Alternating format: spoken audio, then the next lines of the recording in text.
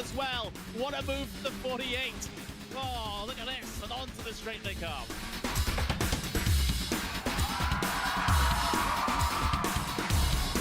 Brilliant move there from the number 40 to make it through. That left-hander sliding up the inside, going up now over Hawthorne Hill, down Pilgrim's Drop, and it's brilliant stuff here at Brands Hatch.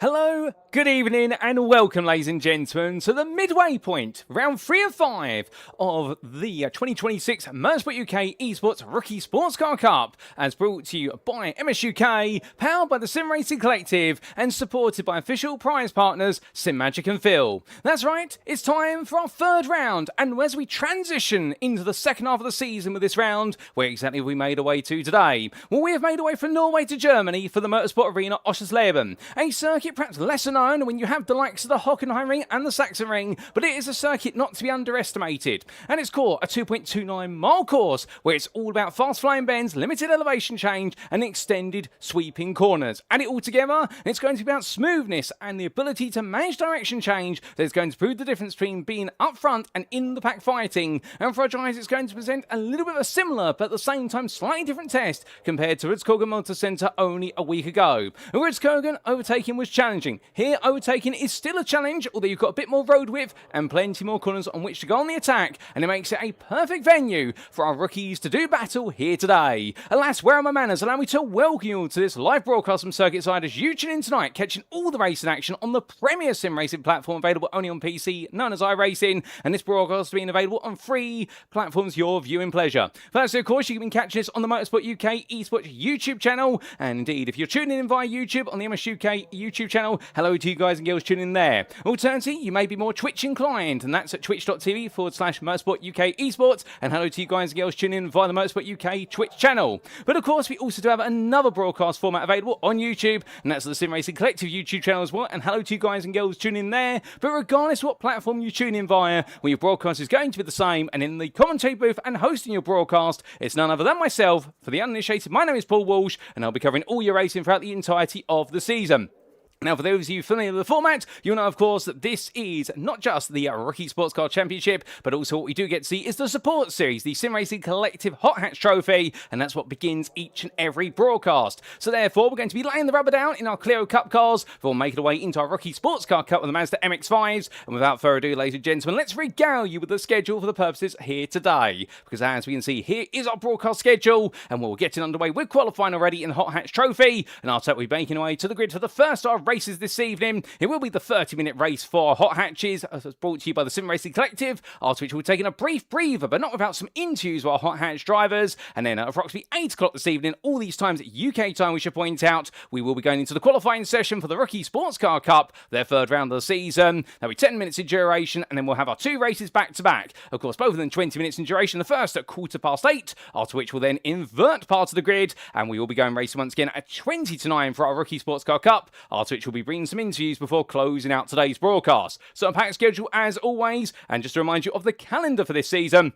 And as we can see there, we are at the midway point, 5 rounds. We're in round number 3, and we've been to Snetterton, we've been to Rookie, and now we are here at Oschersleben. And of course, all these circuits readily available on iRacing, all part of the basic subscription package. And therefore, we try to keep it as cost effective for our drivers as possible, so that way they can enjoy these cars to the maximum. And what a variety of circuits we have had thus far, and Oschersleben is no exception. But to remind you a little bit about Oschersleben, in terms of those of you who are perhaps not familiar with the circuit, or those of you who have known the circuit, a little bit more about it. Well, here we can see it all diagrammatically laid out, located near the town of Oschersleben in the German state of Saxe-Anhalt. It is a circuit that is more commonly known for touring car racing and once hosted the World Touring Car Championship, the WTCC, from I do believe 2008 to 2012. Why has it been such a popular circuit in the past? Well, beyond the statement made by John Clennon about turn number 1, which I cannot repeat on this broadcast due to what is keeping this child friendly, well, it is a circuit whereby it's all about the technical ability, and the fact that you have sweeping bends, very little elevation change, but you don't just have sweepers, you also have the occasional chicane, including turns 8 through to 10 at McDonald's, and also the shell curve into Aran curve at turns 11 and 12, when you can expect our drivers to be absolutely on their toes in order to be able to try and go for victory.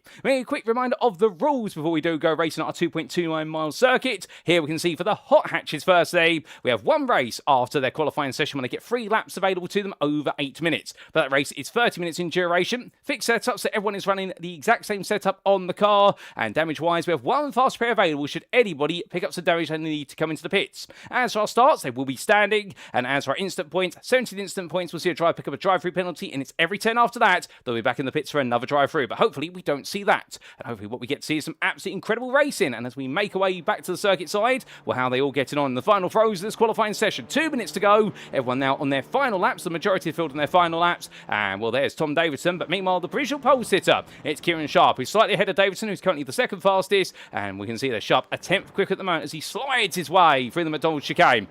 Now for Kieran Sharp, of course, second in the championship as he makes his way in to this round. And, well, right now looking very quick. But as he cools and calms on down there, well, let's just give you a quick reminder of the championship standings after it's a grand total of 2 rounds racing as we briefly just look to the scenic view once again. And as we can see here in the Clio Cup with those qualifying times playing out at the bottom of your screen. And, well, we'll just clear those up, no doubt about it, ladies and gentlemen, as we do see all the drivers heading on around. Well, currently it's Andrew Pike who leads the way on 30 points, 2 wins back-to-back, but a drop score applied. And on the Sim Racing Collective Esports drive, ahead of his teammate of Kieran Sharp by 6 points there. And Sharp, when I caught up with him in the build-up to this one, saying to me quite simply, he's hoping not to throw away a 3rd win on the season because it was a slowdown penalty at Ridskogan that cost him dear. Meanwhile, Thomas Hill sits in 3rd, the privateer, on 24 points apiece. Of course, picking up the podium in round number 1, but missed out on the podium last time out from starting 7th place. And Adrian Borowski hoping to recover that non-finish last time out, with Janos Wenzel taking his maiden podium, moving into 5th place.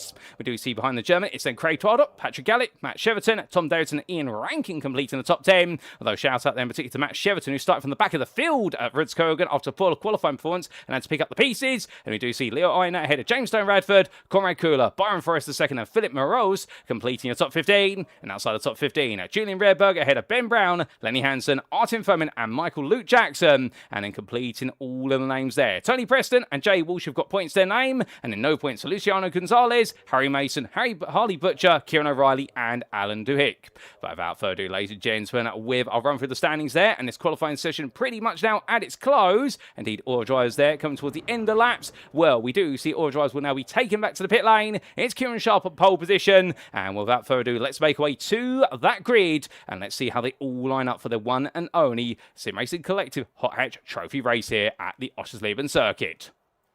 Well, the drivers make the way onto the grid, and this is how they'll line up. It is Kieran Sharp who takes pole position, and a brilliant effort from him, no doubt about it, in the Clio Cup car for the Sim Racing Collective Esports, and he'll be joined on the front row of the grid by Tom Davidson. The pair lock out the front row for their team, albeit no team's championship here, of course. Now, row number 2 is going to be Thomas Hill, the privateer, in the company of Craig Twadop for the Sim Racing Collective Esports, and then we'll see Adrian Borowski starting 5th place there. The privateer started once again on that 3rd row, but can he push his way back onto the podium? Janos Wenzel had a taste of the podium last time out, that 3rd place finish, Simagic. What can the German do from 6th place then? Look how tight it was between him and Patrick Gallic, who was only a 10th behind, starting 7th there for Mr. Apex Motorsport. Of course, Mr. Clio Cup there, the presenter of the Strength for Field races of the Clio Cup. He's looking to try and use all the advice he's gathered over the years to try and push his way forward, with Philippe Moroz taking his best qualifying performance, starting in 8th place. Then we see from the Russian driver then starting in 9th, it's going to be none other than the priority of Ian Rankin, who's going to be quite happy with that performance, ahead of James Stone Radford of the Dogs. And then we do a Harry Mason starting 11th there, his teammate, with Ben Brown for Onid Racing completing your top 12.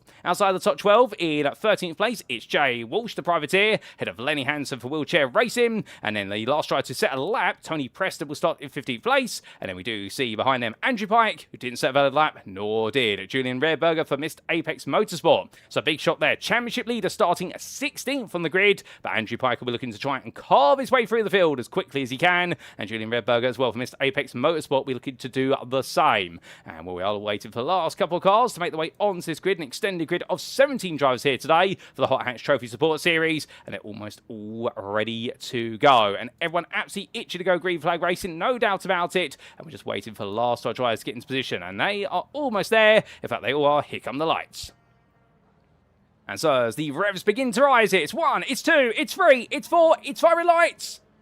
And it's lights out, away we go for our Hot Hatch Trophy race as their round number 3 of their season gets underway. Kieran Sharp has a good start there. Tom Davidson, meanwhile, not having as good a launch. And Thomas Hill looking for a move already. Now Hill going from what was 0 Point Racing to none other than the privateer outfit coming into this round. But right now he's pushing onwards there either way as they make the way in towards that braking zone. And right now going through the corner here. Will Thomas Hill have a change of team, but it's not changed his enthusiasm. Attacking Davidson hard, but as all the drivers make the way out turns 1 and 2, you can see all the field now segueing its way on through. And look, coming up behind, that's Craig Todd looking up the inside of the Napa racing machine. That's not going to work out there. A little bit of a squirrely boat now and braking from Hill. And I think just being caught out there by the presence of Craig Twardock, who definitely got his elbows out nice and early. Ian Rankin attacking Philip Moroz for what is 8th place. And is he going to have an opportunity here to steal it away? The answer is going to be not quite. As to fall back in, meanwhile Moroz try to attack Patrick Gallic, but they'll stay as they were as they now make the way through the triple left and in towards that long right-hander of turn number 9. But going all the way through, and we can see a big run wide there for other drivers. Actually, Alice Venz will take it a trip out wide. The 3-1-3 drive won't be waiting to make that mistake again. He's going to put him in a 2-wide situation here, which he will lose out to Philip Moroz in. And well, Venz falls all the way from 6th to 8th place. One small mistake there. And will try to get himself back together once again. But look at Twardock versus Hill. And Thomas Hill on the inside here as he makes his way in towards turn number 12, and as he does so, well, here comes Adrian Borowski. Borowski, of course, working with Hill in race number 1 of the season, all the way back at Stetson, as they tried to stay with the rivals in front of them. It's not quite working out here today so far as they come in towards that braking zone, and here they go. Oh, there's contact between Twardock and Hill. Hill coming in very hot at the braking there, and well, survives it. Twardock also carries on from behind, and that's going to cause a big concertina here as Adrian Borowski and Patrick Gallic go side by side. And who's going to get the upper hand out of the two of them here? Well, whilst they're all fighting, the top two are bolting away. So after one lap, well, that's not your leaders there. Your leader is Kieran Sharp, and there's Tom Davidson with him. Then you've got a 3-second gap back to Hill, followed by Borowski, and then Gallic, then Moroz, then Wenzel, Twardock, Rankin, and Stone Radford. They complete your top 10. The best of the rest of the 11 is Ben Brown, who'd love to be a part of this. We'll go through the long right-hander right now. You can definitely see behind as well. Jay Walsh is having a good run as he goes on the attack. He lost the place at the start, but right now the privateer looking to try and come back as he gets ready to attack, albeit side by side with Lenny Hansen, and the wheelchair racing driver on the inside here versus Walsh on the outside in the bright yellow and black machine. And you see behind Andrew Pike trying to pick his way through, and well, somebody's gone very wide there. Who's taking a trip? That's the 3-1-3 of Janos Venz, who's gone down, and even further down the order right now. He's pretty much bottoming him out at this time. And well, as these drivers make the way into the triple left again, and we see such close fighting. Oh, there's a little bit of contact there, I think, between two of the drivers. Craig Twardock definitely feels some contact, and Harry Mason gets the car back together there. The all bright red, the Dogs machine. And was there contact? Not. Well, either way, we saw two Clios go very sideways there. And well, definitely a bit of a scary contact if that, or just mistakes on both drivers. But remember, of course, you're loading up that car as much as possible for the triple left, and therefore the rear is going to come very loose very quickly. Craig Twardock looking to go on the attack then versus Janos Venzel, two big stars on the field last time out. Of course, keeping in mind the game plan for the Sim Racing Collective drivers at Ridskogen was to essentially form a top 3, which was Sharp, Pike, and also Venzel, and they just pulled away as Craig Twardock meanwhile got his elbows out and really battled hard with Matt Sheraton. But right now they're going to be fighting a bit lot further down, those two are, as here we can see a move from Harry Mason looking to try and get the inside of Hansen. Is it going to work out? The answer is no, but definitely showing his intent as they come towards the end of lap number 2. But there is going to be a move by none other other than Jay Walsh, and Harry Mason gets up the inside there, and the number 16 driver making a very decisive move to move himself back into 12th place. But here they come down the start finish straight. Janos Wenzel on the inside there, and this is all at the back of the field right now, fighting for the scraps of points, but there's a lot of action there, less at the front. We will come back to the front shortly, as we can see Jay Walsh hold his ground versus Mason Twaddock and Wenzel. He has got some very stiff competition, and Craig Twaddock trying to go inside to outside there for the opening two corners. Doesn't quite work there. Very similar corners to turns 1 and 2 of Rudskogen, which you'll be familiar with from the previous round, but of course a much flatter circuit this one. Very little elevation change, if any. And that really does differentiate the two circuits, plus also the fact this circuit's reliance on so many extended sweeping bends and the fast-flying nature of it. This is one of the circuits where momentum is absolutely key. But looking back to the front of the field, Kieran Sharp and Tom Davidson together. We're looking at Davidson right now, still chasing as we ride aboard with your number 42 driver. Ran a bit wide there coming out of turn number 7. Pops and skips over the curves down McDonald's, and as he makes his way through turn number 10, well, right now, is he going to be a bit of a McLovin situation, or is he going to be a bit of a McHaten situation? Because I think the problem will be for Davidson at this point in time is as much as he can stay with Kieran Sharp, I don't think he can get that much closer. And I think that's the struggle he's experiencing right now, is the fact that Sharp just seems to have all the tools. Plus also, of course, he doesn't have the problem of dirty air washing over the front of the car. Davidson does. He runs very wide there coming out to turn number 12 and almost losing the rear of the car on the gravel. But going out to 13, he's working as hard as he can to try and stay with Sharp. But remember, the more you push these Clio Cup cars, the more you wear the tyres down. As we are hearing from Patrick Gallick in the build-up to round number 2, when I caught up with him, he was saying to me the fact that in these cars, you need to get them rotated and then push the throttle. You don't want to be aggressive with the throttle, as otherwise you will destroy the front tyres before you've even made half the race distance. Big slide there from one of the drivers, and that was Tony Preston, I think, had a bit of a moment, and Preston in the lovely green Dogs Machine. The privateer as represented, make his way down the start finish straight, and we'll lose it out there versus Twaddock. Meanwhile, Lenny Hansen back out the inside of Jay Walsh, and with the end, definitely get his elbows out to make that happen. It does make it happen, and meanwhile, looking around the outside, that's going to be Janos Wenzel trying to carry it all the way around the circumference of the corner. On such a wide line there, you're going to be understeered out, and you won't be able to carry the pace. As Jay Walsh flashes his headlights there, and I think that's Morse code for, I want that place back. I think he feels as though he's been inconvenienced by the wheelchair racing 69 machine, and well, Hansen goes very wide there. Whether that was out of respect or not, I'm not quite sure, but I think Hansen there been a bit sarcastic, returning the favour by flashing his lights. But either way, both drivers right now definitely seeing a little bit of red mist descend. Coming through the quarters, well, this quartet absolutely still glued to each other. Meanwhile, the fight for third place, let's come back up the order, and here we do see Thomas Hill holding his ground, the privateer in the 196. As he makes his way through the corners, and right now staying absolutely pinpoint precise. But of course, Adrian Borowski, no stranger to following the leader here, as these two do battle, and here they go in towards turn number 11, as they do. Will it be a move up the inside for Borowski? No, he just threatens it. He doesn't quite commit to it, but they are 4 seconds off the leaders right now, so it looks though that break may be what's exactly needed for Sharp and Davidson to consider fighting a bit later on. Kieran Sharp, of course, looking to take that first win of the season. Davidson looking to try and take his first podium, and meanwhile, Thomas Hill trying to return to the podium. And understanding these scores very similar coming into this round, as we did see from round number 1. However, that's with the drop score applied. And 1 round is dropped over the course of the season, so you get 1 chance not to have a good day in the office, whereas your other 4 need to be absolutely pitch perfect. And here we go, coming down the straight. Oh, there's contact between the two of them, and Hill forced out to the right. And as he makes his way on through in towards turns 1 and 2, Adrian Borowski there trying to go for a space that Hill was trying to gently close. And Adrian Borowski now starting to show his fangs, as meanwhile, this is Patrick Gallick's on board here, the 5th place man, 3rd player in the trio, and he's bringing with him Philip Moroz and also Ian Rankin. And well, suddenly we could see all these drivers get very close together very soon, and if so, I suspect we're going to see a very fiery battle for that final spot on the podium, and we'll be excited for that. But we do say hello to a few of you in the YouTube chats, including there in the Motorsport UK esports chat. That is none other than Jakub Luznak, and we say hello as well there to TSRC numbers in the TSRC YouTube chat. Nobody in the Twitch chat as of yet. Don't be shy if you are watching via Twitch. Feel free to say hello if you have access to a keyboard. Otherwise, we welcome you all the same there. And the only biting you'll be seeing, we won't bite on you in the chat. You only see biting on the brakes in. You can tell when somebody's bit on the brakes a bit too hard, because you'll definitely see their lock up of the ABS, the lock up of the brakes, because they don't have any ABS there, almost making a cardinal error. So they have ABS. The only ABS these cars have, of course, is the driver who has to modulate the brakes. But as Patrick Gallick makes his way onwards, no change for him at the moment. As meanwhile, Harry Mason's had a bit of a run wide coming out of McDonald's. And, well, right now he's going to be feeling a bit of pressure there, but I think he's turned that pressure around. They've got Jay Walsh and Craig Twardock to fight each other behind him. And, well, Walsh is going to look around the outside to inside here. It's a smooth move. Can he get it done? He's forced up onto the curb there. And Harry Mason being legal the way he's defending. Walsh wasn't fully alongside, so couldn't quite go for the move. And in the end, Mason made sure to tell him, you've got to back out this one, otherwise you're going airborne. Here comes Twardock up the inside, throws the car in. Well, too wide these two go right now, coming out of the corner. And Twardock really getting stuck into the fighting, but it's going to be challenging. We must give a shout out to our 17th place starter of Julian Rehrberger, who unfortunately has not made it to the grid for this one, so a non-start for him. So we've only got 16 runners, but to be fair, as they always say, quality is always ahead of quantity, and we have got 16 drivers out on the circuit right now, and they are delivering some quality hot hatch racing, no doubt about it.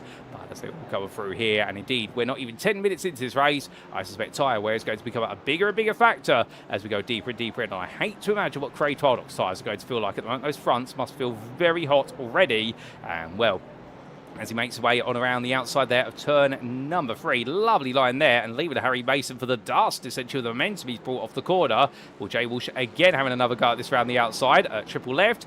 Is he going to be able to make it work for turns 4, 5 and 6? The answer is going to be maybe. Still there, but in the end has to back off. And that outside line that Harry Mason has, he doesn't make it work out. In fact, Mason runs out onto what is the gravel that's been brought to the circuit. And with all the stone chips, that's caused him to slide a little bit wide of understeer. Well, Jay Walsh does get that done. Lovely move for the 16 driver and a brilliant battle between them.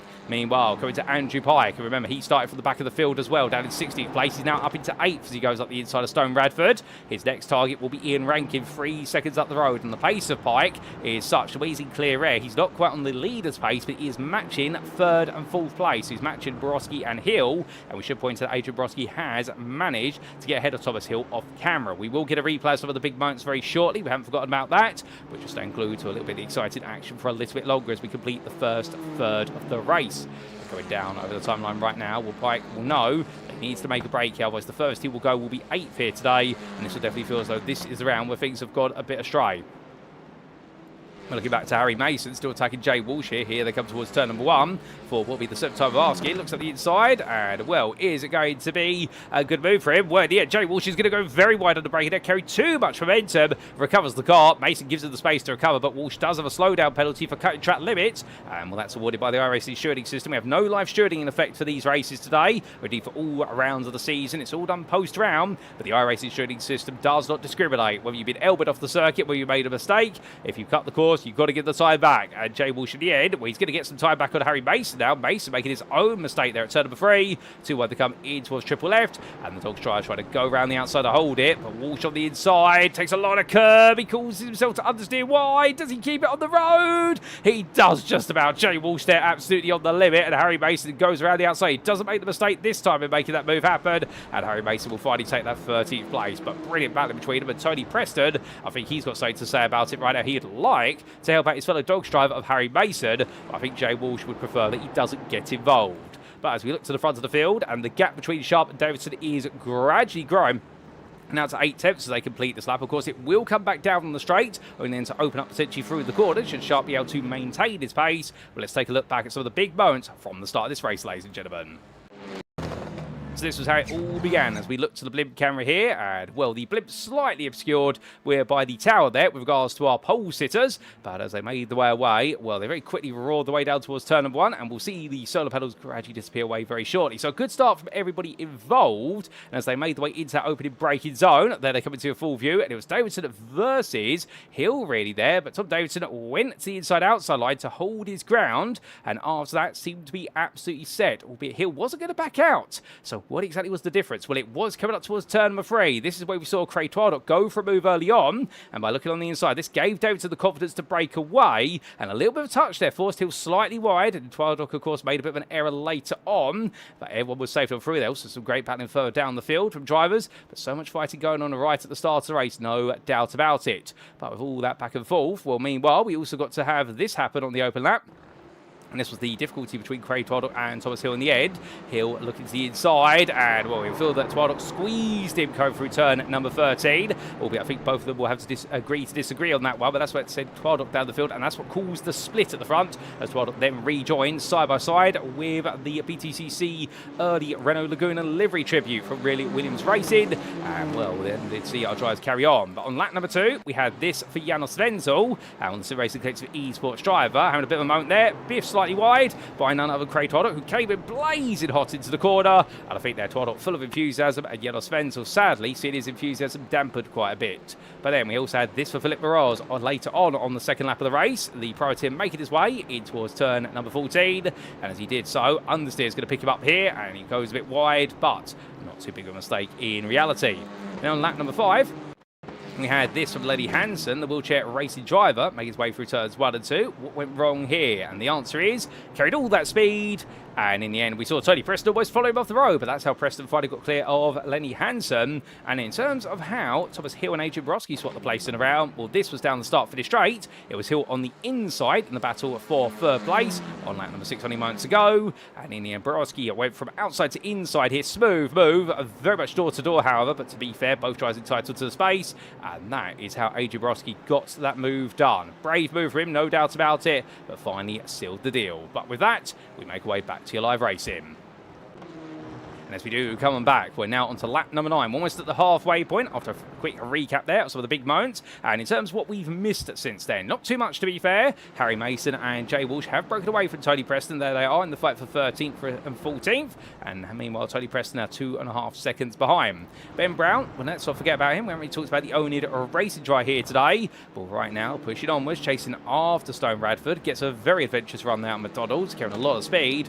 And well, that front left tyre is definitely going to be aching a little bit more than it previously did. But the drivers absolutely having a good run of this, no doubt about it. As we also say hello to Easy Flat Racing team there, who's all set for the MX-5s. You have to wait a little bit longer as meanwhile Ben Brown tries to attack Stone Radford. Doesn't quite work out there as they make their way through. And here comes Janos Wenzel looking up the inside. And well, I think Wenzel right now would like to get some places back if he can. Well, it's not quite worked out for him so far. Front bumper of that car definitely has been bruised and knocked in a little bit. But he's going to be losing a little bit of speed on the straights. But beyond that, these Clio Cup cars can take quite a bit of a beating. So therefore, a bit of contact is always expected in Clio Cup racing. There'll be a fine line between what is fair contact or semi-contact, if you will, versus what is full-on demolition derby contact, and that's the line we don't want to cross. But the stewards are there for that, of course. And as our drivers make the way through turns 1 and 2, well, right now the battle for 9th place definitely building up. As meanwhile, in ranking, looking at the inside there, the Renault Laguna tribute for Renault Williams in the mid-90s Super Touring era of the BTCC.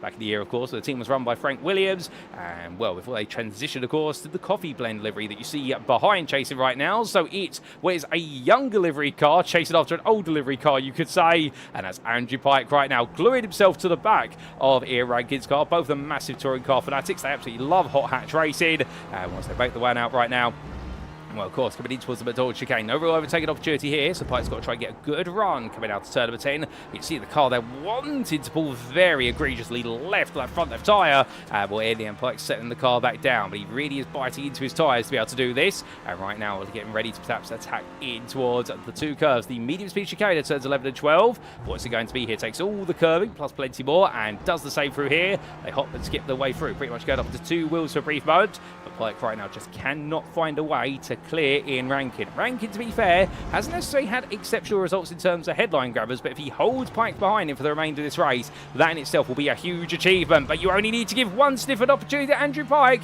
and Rankin going a little bit wide out the final corner. This is where Pike's going to go for it. Too wide they come down the start for this straight, and as they do, Pike on the left, Rankin on the right. Rankin, of course, will have the inside of the first corner, but it puts him on the outside of the more important corner. Pike scoops around the outside. Will he get stopped to the brakes in time? The answer will be yes, just about there. I was hesitant to say yes for the first moment. I thought he was going to understeer a little bit wide, and Rankin was going to pop into the space, but in the end, it does look as though Andrew Pike is able to control it, and I think Rankin, as much he wanted to, even his front left tyre there was struggling to force the car back into that internal space that's available, and I think tyre wear out is starting to become an increasing challenge for these drivers, but great racing between them. Janos Venz will be, well, still feeling the pressure to pass Ben Brown and James Stone Radford or Craig Twardock, his long-standing rival from earlier in the race, now coming back right behind him. So Twardock has fallen down, but he's not out of this race, and there's still more to come. Also, Jay Walsh and Harry Mason, they are still fighting over 13th place, it should be said. They are non-stop fighting.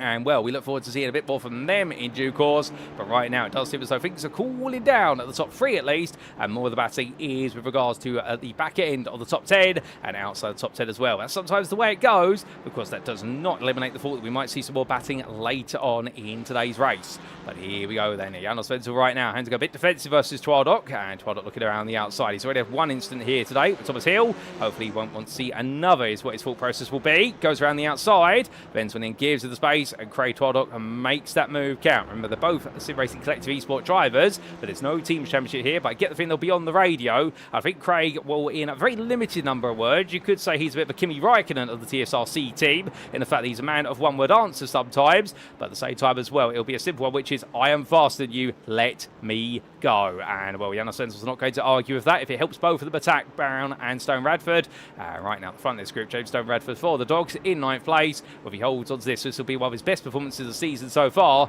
He is not in easy company.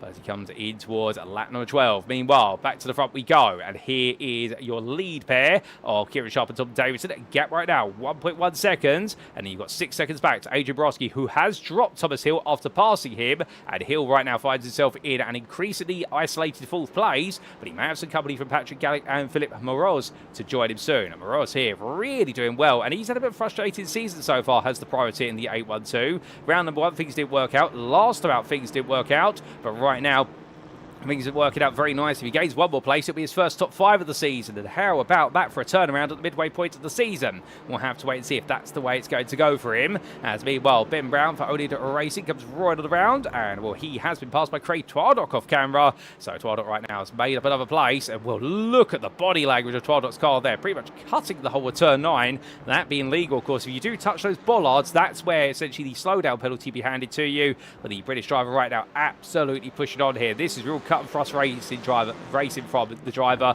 Right now for Twardock, this is all about redemption and trying to get himself into 9th place. After that, he's going to have 7 seconds to close down to Ian Rankin. Something tells me that's not going to be easy unless Rankin makes the mother of all mistakes. And one standing Twardock at this point will just be looking to pick up the pieces, but you never know how things could go in the final 2 rounds. For all we know, we could suddenly see some drives really come alive in our final 2 rounds, and conversely, you could see some of the big names at the front lose out. So that's where you've got to take every point you can, even if you're having a bad day in the office. Meanwhile, these two have an absolutely brilliantly battlefield day in the office here, as this is Mason versus Walsh again. Well, Harry Mason in the red The Dogs car versus the yellow privateer machine of Jay Walsh.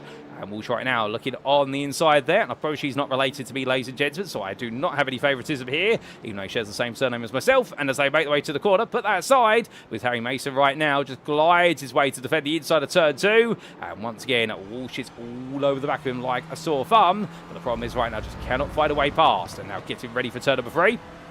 And they go into towards the left-hander. Mason in the air comes into the middle of the road right at the end of that run. And, well, Walsh pinning in there until the last possible word. And there's going to be a very close little nudge there from Jay Walsh.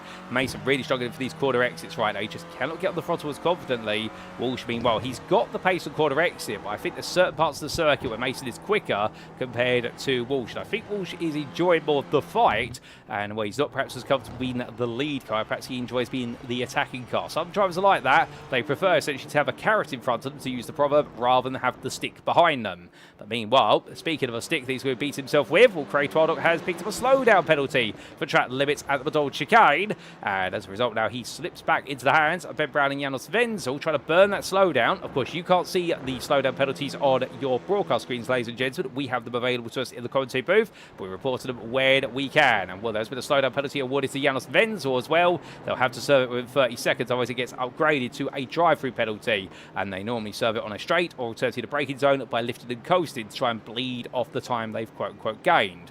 Meanwhile, we do have also a bit of a slowdown penalty now for Harry Mason. And, well, that's not going to help out at all. As Jay Walsh is made to go around the outside. Mason there going defensive.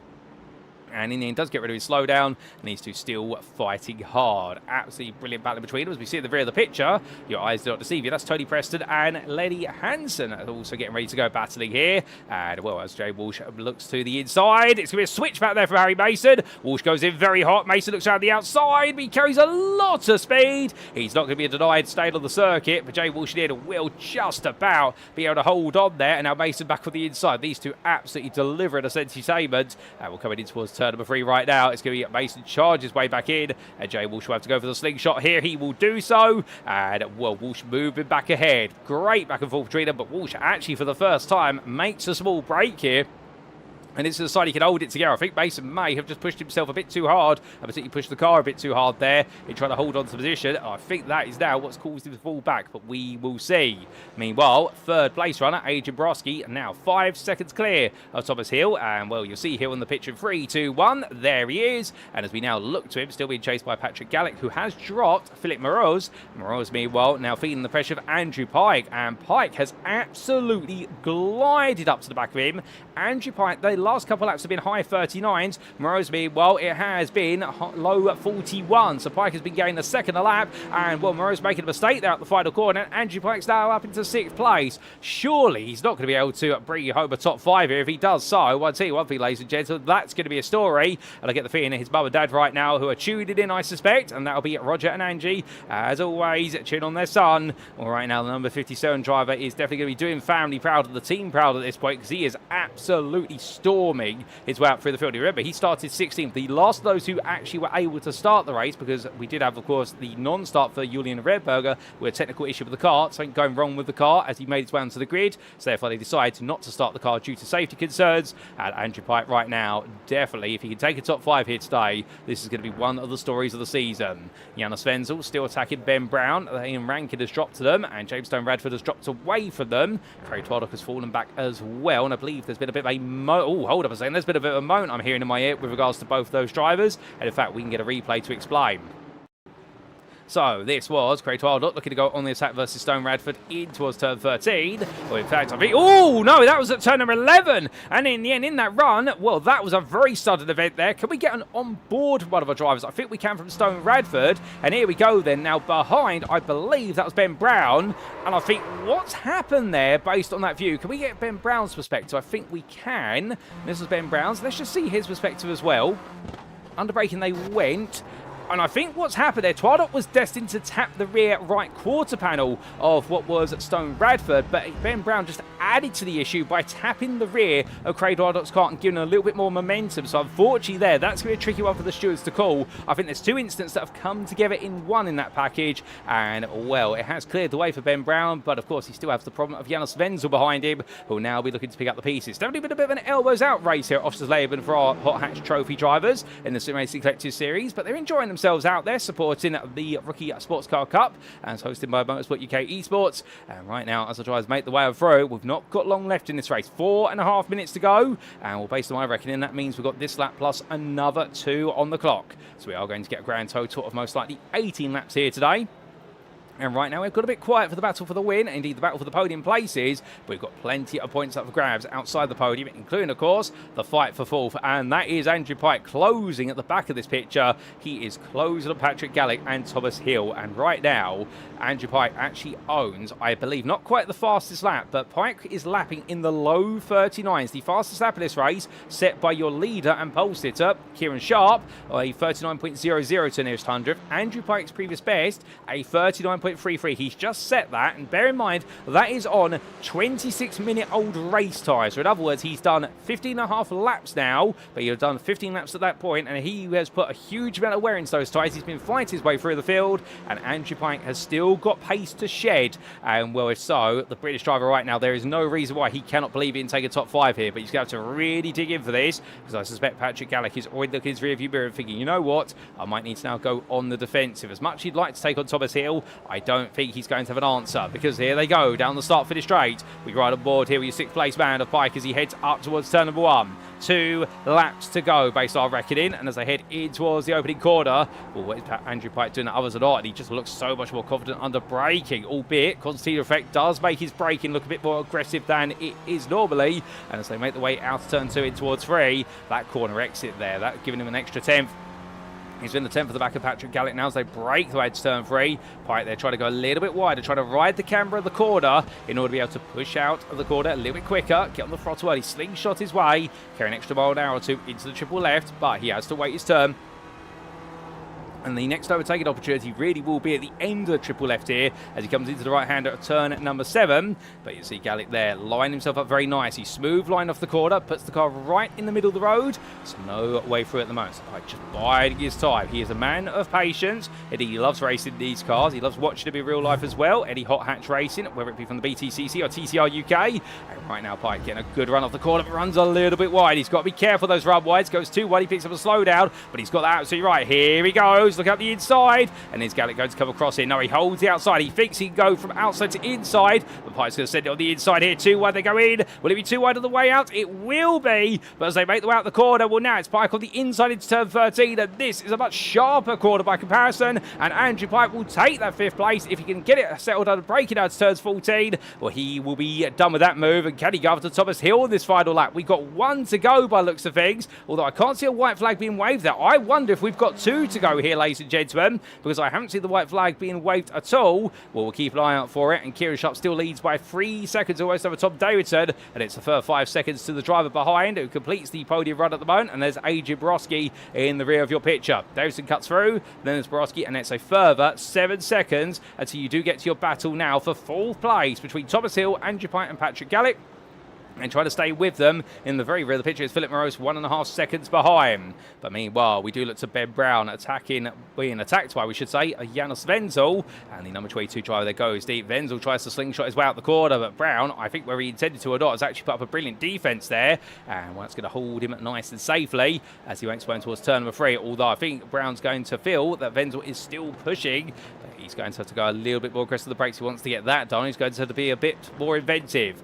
The Walsh-Mason battle has calmed down as well for 13th for the moment. Half a second separates those two. But we do come back to your lead in the meantime as Kieran Sharp makes his way for the right into left. And right now, only 2 more quarters of this lap. He's very close to the finish here. It is literally going to come down to a couple of seconds worth of time. We'll have to wait and see if this race is going to get called early or not. But I think we might squeeze in a 19th lap there. And it will be literally by 5 seconds if we do. Well, here he comes out the final corner. The white flag is being waved. There we see it is confirmed. So 1 more lap to go here for Kieran Sharp as he makes his way across that timeline with 5 seconds left, just squeezed in that lap, and Tom Davidson follows. But Davidson has no answers to the pace of Sharp right now. He'll need Sharp to make a mistake.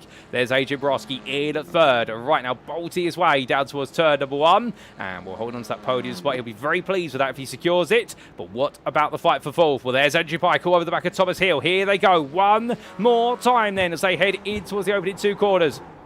And Hill's done well to hold on, but he goes tight there to the inside of turn number 2. He knows he has clear track to be able to do so. He does not have to worry initially. But here comes Andrew Pike right now, looking to go on the offensive. Looking one way, then the other. And right now, trying to look up the inside of turn number 3, trying to force Hill to go fully defensive. It works, but in the end, Hill just holds his line here, literally being rode on the rear bumper by Pike. Patrick Gallick just watching this at a distance right now, probably thinks to himself, when am I going to be able to get involved? I think the answer may be never at this rate, as they make the way through the corners of turns 4, 5 and 6, but right now Pike really pushing as hard as he can. Patrick Gallick just watching, and it's 2 seconds back to Philip Moroz. Meanwhile, the battle between Brown and Wenzel, it does seem as though right now Janos Wenzel is getting close coming out of the corners, but not close enough to potentially make a bit of an adventurous pass. But meanwhile, we come back to the run for McDonald's, and there's going to be Pike on the inside, but he doesn't get it done. Thomas Hill at the end, it just about holds him at bay for now. So Pike still trying to cut and thrust his way past, but it's going to be a defence there from Hill. But meanwhile, we must leave them be, ladies and gentlemen. As much we want to see how their battle ends, we will get to see it in the end, because making his way through the final corner, well, for Kieran Sharp, he was denied at Snetterton. He made an error that denied him over at Skogan. But here today, he'll take his first win of the season. Kieran Sharp wins at Oschersleben ahead of Tom Davidson. It's a 1-2 for TSRC. Davidson takes his best result of the season, and it's 3rd for for Adrian Broski. Redemption for Rookie Kogan. Then we'll see Thomas Hill make his way out the final corner. I think Hill's going to hold on here as he comes on through it. Hill will take 4th place in the end. The prize is just ahead of Andrew Pike and Patrick Gallick. That'll be your top 6. Philip Morose will come home in 7th place. Ian Rankin comes through for an absolutely solid 8th, one of his best performances of the season so far, no doubt about it. And then we'll see a further 13 seconds behind. Is it Wenzel? Is it Brown? And I think it's going to be Janos Svenzel who has got the move done in the end on Brown as they make the way to the timeline. That's happened, I believe, coming through turn 7 into 10. And Wenzel takes 9th ahead of Brown. James Stone Radford, he'll take home best of the rest 11th ahead of Craig Tardock after their contact, which did, of course, involve Ben Brown as well as we saw earlier on. Although I suspect the Shoulds will take a look at that one. And Jay Walsh, it is race-long battle. Harry Mason, he will finish 13th ahead of Mason. And then we will see Tony Preston a further 7 seconds behind. He comes home in 15th place. And then we will have Lenny Hansen a further 8 seconds behind, coming on through to be the last of your finishers. All the drivers who started the race have finished the race, all in the lead. That's fantastic to see. And what a race, ladies and gents. But my goodness, Oschersleben delivered as it always does when it comes to club and national level style car racing. And in our Hot Hatch Trophy Clio Cup machines, that was no exception. A ferocious race. Well, if you're going to be looking for a driver a day in this one, I think you'd definitely be looking at this man, Andrew Pyatt, from 16th to 5th, and he still had more in him. He almost managed to get to 4th versus Thomas Hill, but he'll hold it at bay right at the end. But as they all cool and calm down, well, let's take a look at those race results, subject to any stewards' inquiries.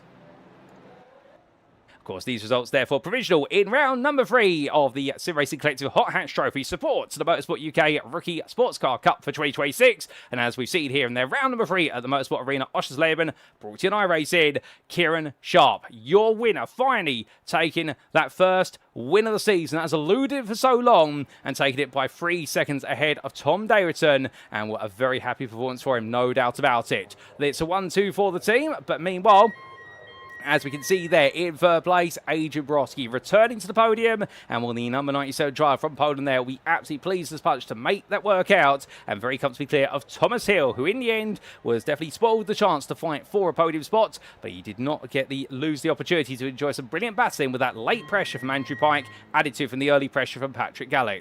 Andrew Pike threaded the needle between Hill and Gallick at the end, taking home 5th place after starting in 16th. What a drive from him for the Sim Racing Collective. And then we did see Mr. Apex Motorsport, Patrick Gallick, completing your top 6. Not quite having the pace to pass Hill and not quite having the sturdy enough defensive to hold off the aggression of Pike. In 7th, it's Philip Morose, who had a very strong performance, his best result of the season thus far. Moving forward, not quite able to stay with the top 5, but not too far away. And Ian Rankin, a deserved 8th there, ahead of Janos Svenzel for TSRC and Ben Brown for Ownage Racing. That was your top 10. Further 7 seconds behind, it was James Stone Radford ahead of Craig Tardock, with Jay Walsh, Harry Mason, and Tony Preston completing your top 15. And your last finish of the race, Lenny Hansen in 16th place with a non-start for Julian Rehrberger. Well, ladies and gentlemen, that was an incredible race, and well, to go with such an incredible race for our Hot Hatch Trophy, of course, we need to get you some post-race interviews. So bear with us, we're going to take a few minutes to do so, and we will be back at approximately, will be around about 2 to 3 minutes to get some interviews underway with our drivers. So don't go anywhere, you won't want to miss them. Just before we do cut away, of course, what will be our Rookie Sportscar Cup.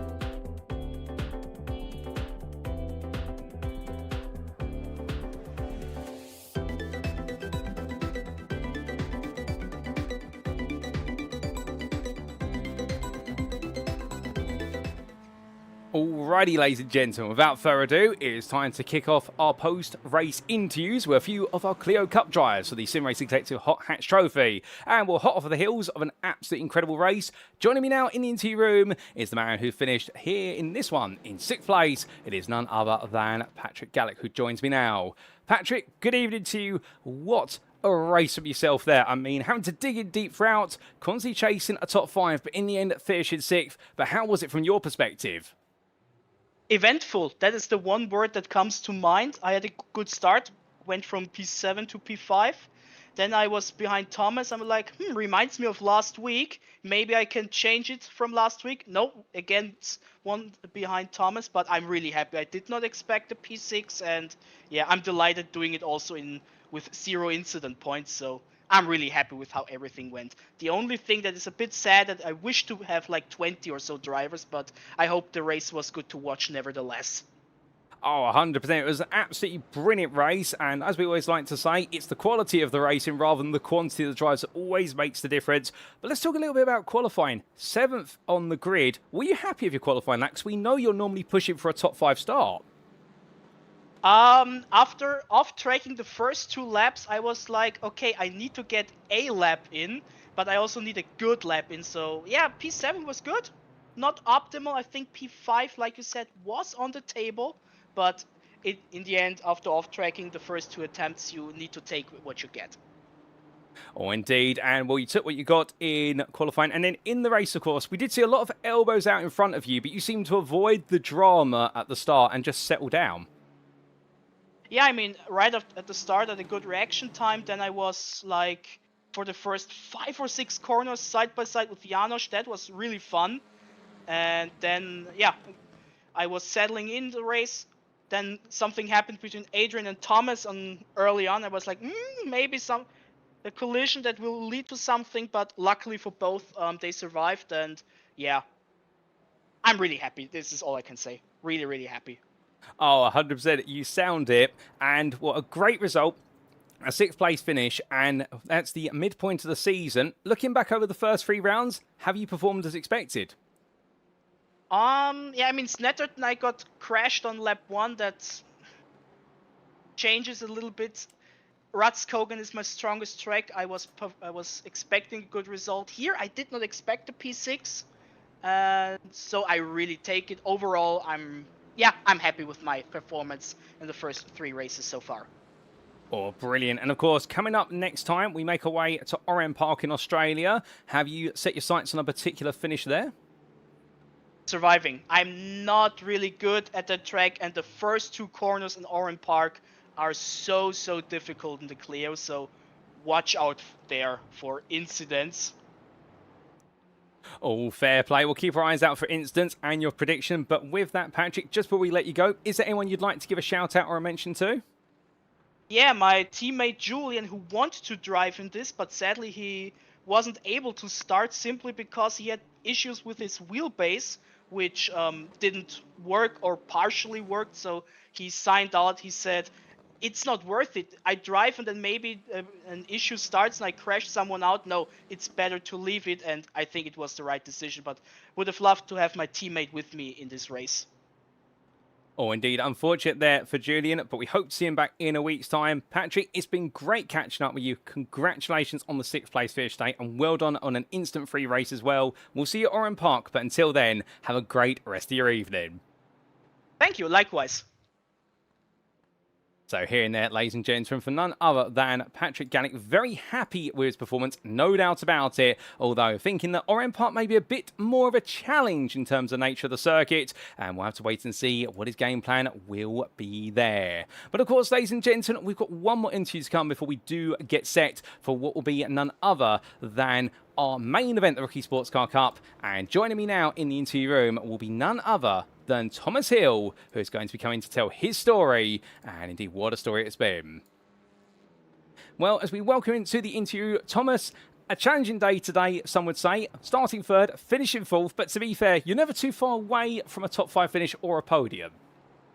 Yeah, not too bad race. Was hopefully to keep that podium from the start, but a couple attempts is what we need to find for the next round. Well, a couple of attempts perhaps to be found. Do you feel as though it was perhaps the race itself where the podium slips away from you, or was it even in qualifying? My qualifying lap could have been better. A couple of mistakes again made. But the race, you know, I just think I pushed too hard at the start and lost grip towards the end. So. Now, to be fair, you may have pushed too hard at the start, but you held on to fourth place. And I mean, you held up against Andrew Pike, a winner so far this season, who'd come all the way from the back of the field. That must have been a lot of pressure at the end. Yeah, a lot of pressure. You know, he's leading the championship, so to keep him behind us is definitely what we needed. What a great effort holding him back. And with 3 races complete, we've still got 2 to go. How would you say your season's been so far? Not too bad. Hopefully to get a win this season would be great. And, you know, top it off with hopefully a podium in the championship. Well, we look forward to seeing you chase the podiums or perhaps even a win in the final 2 rounds. But just before we do let you go, firstly, Oran Park up next. How are you feeling for the circuit? Not too confident, but, you know, we've got time to practice, so we'll see what happens. We'll have to wait and see how it all plays out, like you say. And lastly, is there anyone you'd like to give a shout out or a thank you to on the broadcast? So a massive thank you to my family for supporting me, my girlfriend for watching, and a massive thank you to Earl for constantly keeping my head in the game. Well, I'm sure they appreciate the shout out, and you've definitely kept your head into the game today, Thomas. Congratulations on the 4th place. We'll see you at Oran Park in the pursuit of even more podium glory. Thank you, Sita.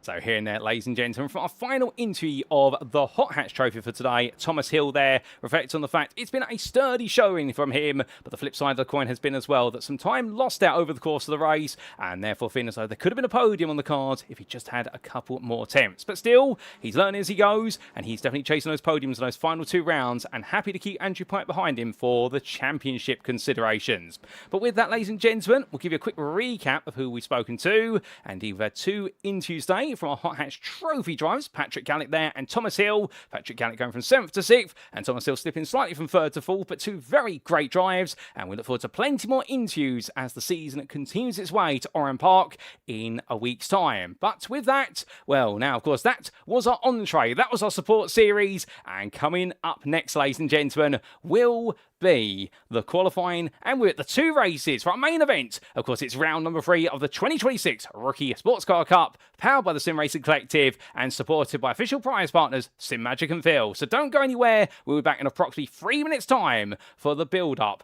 to what is round number 3 of the Rookie Sportscar Cup. We will see you again very shortly.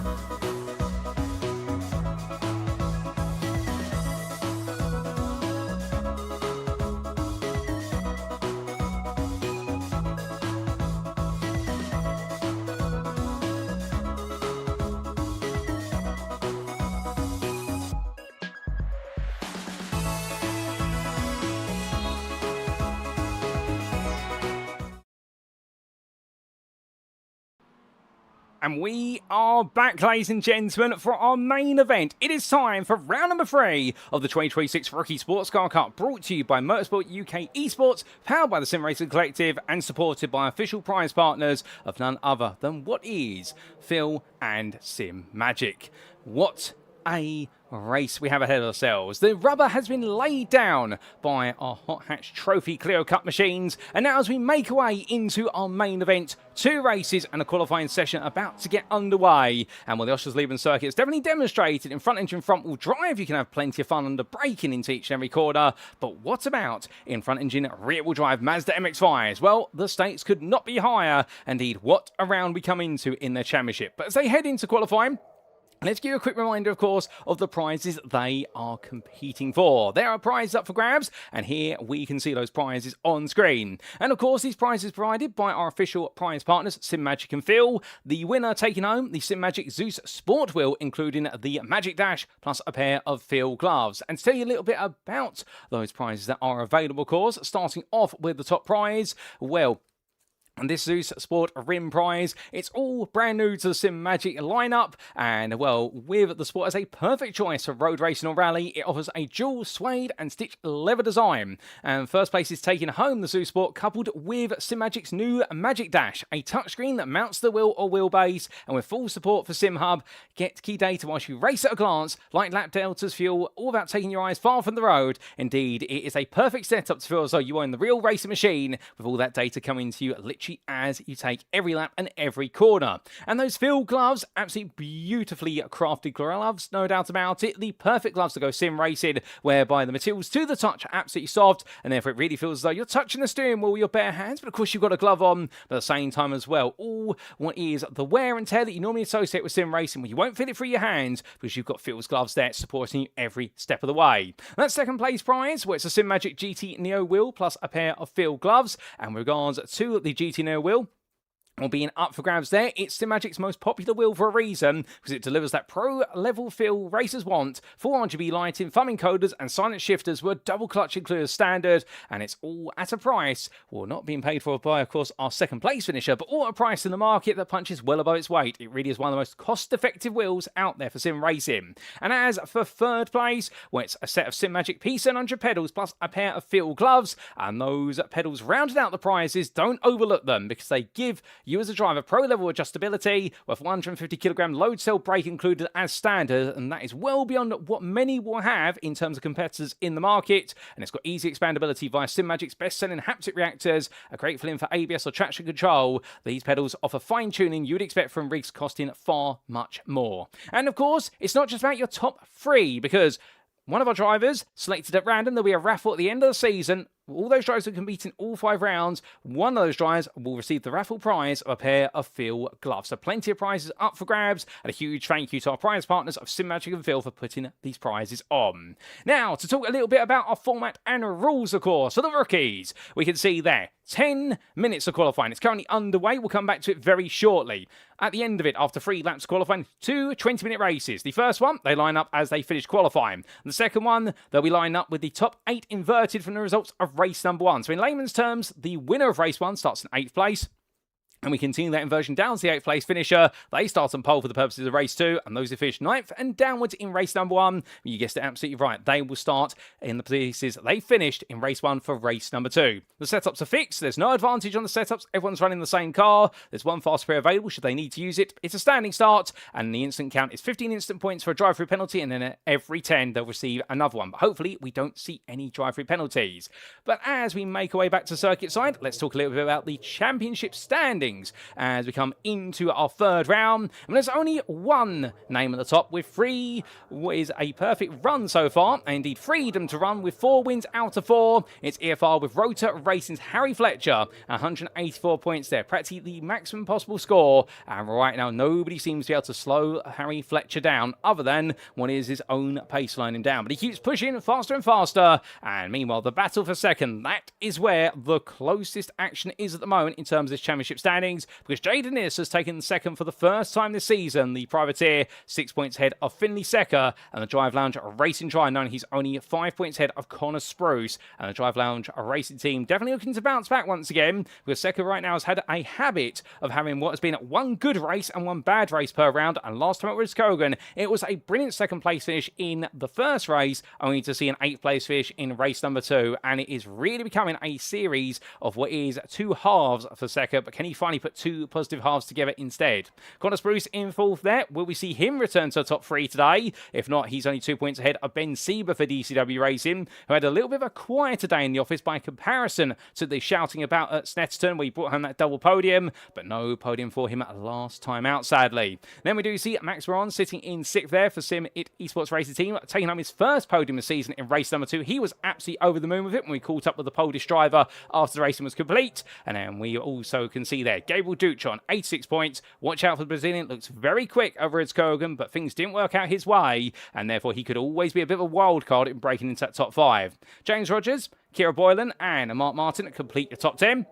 And then we do see Antonin Gabrowski in 11th place ahead of Thomas Stephen, but Craig McCracken, Richard Revens, and John Short to complete your top 15. Richard Revens, of course, getting a decent result on the board last time out in one of our races, and will the Latvian driver be hoping to make it another strong showing today? Kelvin Woodhead, we enjoyed plenty of fighting with the likes of Kurt Fawcett last time out. They sit only 3 points apart, and it's Matthew Shade, Lee Robinson, and Harry North who complete your top 20, with North yet to get any points. And as we make our way behind him in the standings, we can see there Lee Rootley, Bevis Lau, also there Richie Holder and Dave Young complete your 24 driver standings after 2 rounds. But ladies and gentlemen, it's time for round number 3. We can tell you about the theory, we can tell you all about how the points have gone so far, but what we now need to tell you about is how they're getting on out of the circuit. And well, Jaden is right now pushing hard for 3rd in terms of being 9 tenths off the overall pole time, but Mark Martin right now has found himself all the way up into 2nd, and well, Martin looking very quick, but the quickest driver out there right now as he makes his way through turn number 7 into 8. I do number a number of you are cheering him on here today. It is none other than Harry Fletcher as he makes his way around. And we do say hello there to Easy Flat Racing Team. And that's what EFR Racing stands for in his team name, I do believe. And we'll also say hello there to none other than Carbis and make his way on through. And we can see right now the question from Carbis saying 15 minutes ago the phrase driver of the day was brought up. Is that something in the series? And if not, can it be? We don't officially have a driver of the day for any of our rounds here. Of course, we're always happy to talk about drivers who would effectively get a Driver of the Day award. We have no official prize there, and we can definitely take that feedback on board perhaps for a future season, but there's no official Driver of the Day or DOTD prize for what will be this season. Just the simple reason, the fact the prizes are locked in now and the awards are locked in, but of course there's always the thought for seasons ahead, so we'll definitely take that feedback on board. Thank you, Carbis, we appreciate you tuning in, as we also do say hello there to Vinty D, who is not cheering on necessarily Harry Fletcher as he comes to the end of his laps, but instead cheering on Connor Spruce there, as we see Sky Mayonnaise cheering on Harry Fletcher, and good evening to you both. We also say hello to Joey Drink, who's cheering on Harry Fletcher, and also there to Gamble Jungle cheering him on, and indeed so great to see so many of you in the Motorsport UK Esports YouTube chat. And remember, if you're enjoying the racing, why not subscribe today, so that way you can stay up to date with all the latest broadcasts that we bring to you at the Motorsport UK Esports channels, and we've got plenty planned throughout the entirety of the remainder of 2026, and we'll tell you more about that in our season finale broadcast a couple of weeks' time. But let's focus on what's going on right now. Max Ron, currently the full fastest out there, as we saw a huge jump up the order there for Thomas Stephen. And here is Thomas Stephen right now, parked on the start-finish straight. He's put his laps together, and it's been a very interesting season so far for Stephen, punching well above his weight in qualifying, but almost being weighed down by difficulties in the races. And at Ritz-Kogan, we saw that with a huge instant early on in the racing. It definitely cost him a lot of time and places. As Max Ron makes his way onwards, well, right now coming down towards turns 11 and 12, and we're on this final lap here. We'll have to wait and see whether he can make his way into what will be the front row. He is only 2 tenths behind Jaden Innes at the moment, so he's working hard to see if he can craft that lap together, and he'll be one of the very last drivers to get a time in. But as they roll the way on through, well, the number 89 driver here makes his way into that final bend, and right now coming on around the corner, what's it going to be here for Moran? Is he going to be able to get himself into 3rd? Could he get himself onto the front row alongside Fletcher? The answer is going to be here as he heads to the line. His middle sector was great, but in terms of that time in the end, it is not going to be an improvement. His best was a 39.98, that was a 40.18, and with that, we do complete this qualifying session. So all the drivers have put their times together, and as we do look to the scenic view with a minute left to go, well, I do believe we are going to to sit here for the minute because a few drivers have got laps to spare, but they've decided not to use them. Well, Harry Fletcher has taken that pole position, and well, the number 66 driver there making it 3 pole positions in a row from qualifying, but the gap to Mark Martin, 7 tenths or 7.5 tenths, a bit of a smaller margin here, which to be fair you'd be a little bit surprised at given how he performed at Rookie. You would think that Fletcher would be a little bit clearer, but this shows you that whilst Harry Fletcher has been the pace setter so far this season, the other rookies, they are catching up. And that's the thing that's always interesting about the Rookie Sportscar Cup is a lot of these drivers, yes, they do have experience racing other disciplines on iRacing and on other simulators. However, they are all effectively rookies for road car racing and iRacing. And you see the slower drivers perhaps at the start of the season, they will find the pace. And that's why Harry Fletcher is such a good benchmark out there. And this is not derogatory to talk about it. Fletcher is the marked man. Everybody wants to beat him, but to beat Fletcher, you've got to get quicker. And the only way you can do it, you have to study what he's doing and learn from it and put in the time and practice. And a lot of practice going in for our drivers, no doubt about it, to get themselves just that little bit closer. But line up on the front row, it'll be Mark Martin with him and Jaden Innes and Max Moron on that second row. But with qualifying complete, ladies and gentlemen, will we make our way then to the grid for the first of 2 races in round number 3 of the 2026 Rookie Sportscar Cup. And we'll show you exactly how they all line up. So as the drivers make the rounds of the grid and they take their slots, this is how they'll line up for the first of 2 races here at the Saxony and Holt circuit at the Motorsport Arena Oschersleben. It's Harry Fletcher on pole position for the 3rd time this season in race 1 of a day, and the EFR Rotor Racing driver we joined on that front row by Mark Martin, who takes his maiden front row start. Then on row number 2, Jaden Innes and Max Moron, and behind the Sim IT Esports Racing Team driver, it'll be Drive Lounge Racing's Finley Secker. He starts in 5th, looking to make amends for a frustrating end to the day at Rookie. And Thomas Stephen, he'll be looking to take his frustrations out onto the circuit. The number 4 driver, can he finally have a day where bad luck does not strike him? We will see. DCW Racing's Ben Sieber, 7th on the grid here with Connor Spruce for close company, a 10th separating the term, if that. And then we see Kelvin Woodhead with a season best qualifying point starting in 9th ahead of Anton Gabrowski. Then in 11th, it's James Rogers ahead of Kurt Fawcett for Altitude Frame Esports. And outside that top 12 on row number 7, it's going to be John Shorter, the private tip. We know we've got a few John Shorter fans in the YouTube chat. We see you. And we have Kira Boylan there for Motorsport Woman starting 14th. Richard Revins and Gabriel Ducha on row number 8. And then completing the starting order, it's Richie Holder and Matthew Shade. But ladies and gentlemen, the grid is set. The lights are going on for the first time here today. And it's going to be 1, 2, 3, 4, fiery lights. And it's lights out and away we go as they roar the way away. The green flag's waved. Oh, goodness me, somebody stalled there for about, I think that's Mark Martin's had a poor start. And what I think that's going to be Ben Sieber hitting somebody on the rear. In fact, that may not be Martin having a slow start, but Sieber's tapped somebody. And well, as they make the way down, Fletcher gets a good start. Martin under pressure from Jaden Innes. And well, Jaden Innes has to worry about Max Moron trying to make the move on him around the outside. That's brave early on cold tyres, but he may just be able to get it done as the rest of the field now escorts itself through the opening couple of quarters. But everyone does seem to be safely away, even if there was a bit of drama at the start. So good news is everyone's safely clear, and now as Max Moron looks up the inside there, well, Jaden Innes is feeling a lot of pressure here as they make the way on through, and well, absolutely attacking as much as possible. But as they make the way on through, right now, coming up towards the triple left, they'll need to go into single file formation here, unless anybody feels like going for a daring move. Kurt Fawcett's fancied his chances, but so is Finley Secker. Secker looking up the inside here, and Fawcett holds the middle of the road. Albeit got a bit of too wide there, and that is going to be James Rogers, the Canadian, holding off Anton Gabrowski. And Grossi in the wonderful pink machine right there. All going defensive. The number 7 driver holding his ground, but Ben Sieber definitely having a bit of a scary start. We'll have to get a replay of that to see what exactly happened to him. But here they all come through the chicane, and as they do, all of us drivers now really finding their friends and rivals out there. Sieber finding a bit of grass as well.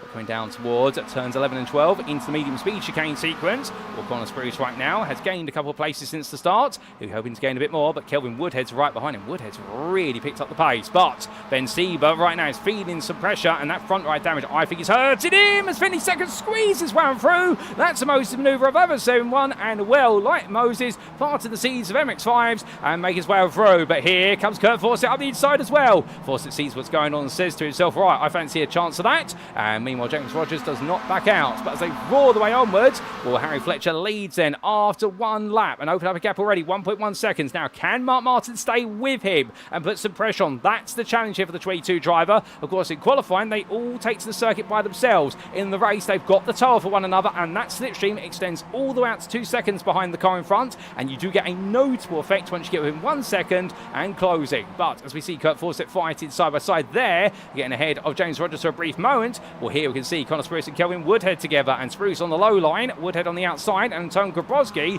says, can I get involved, please? But he's being dropped there a little bit as the Bulgarian driver as they come in towards the triple left.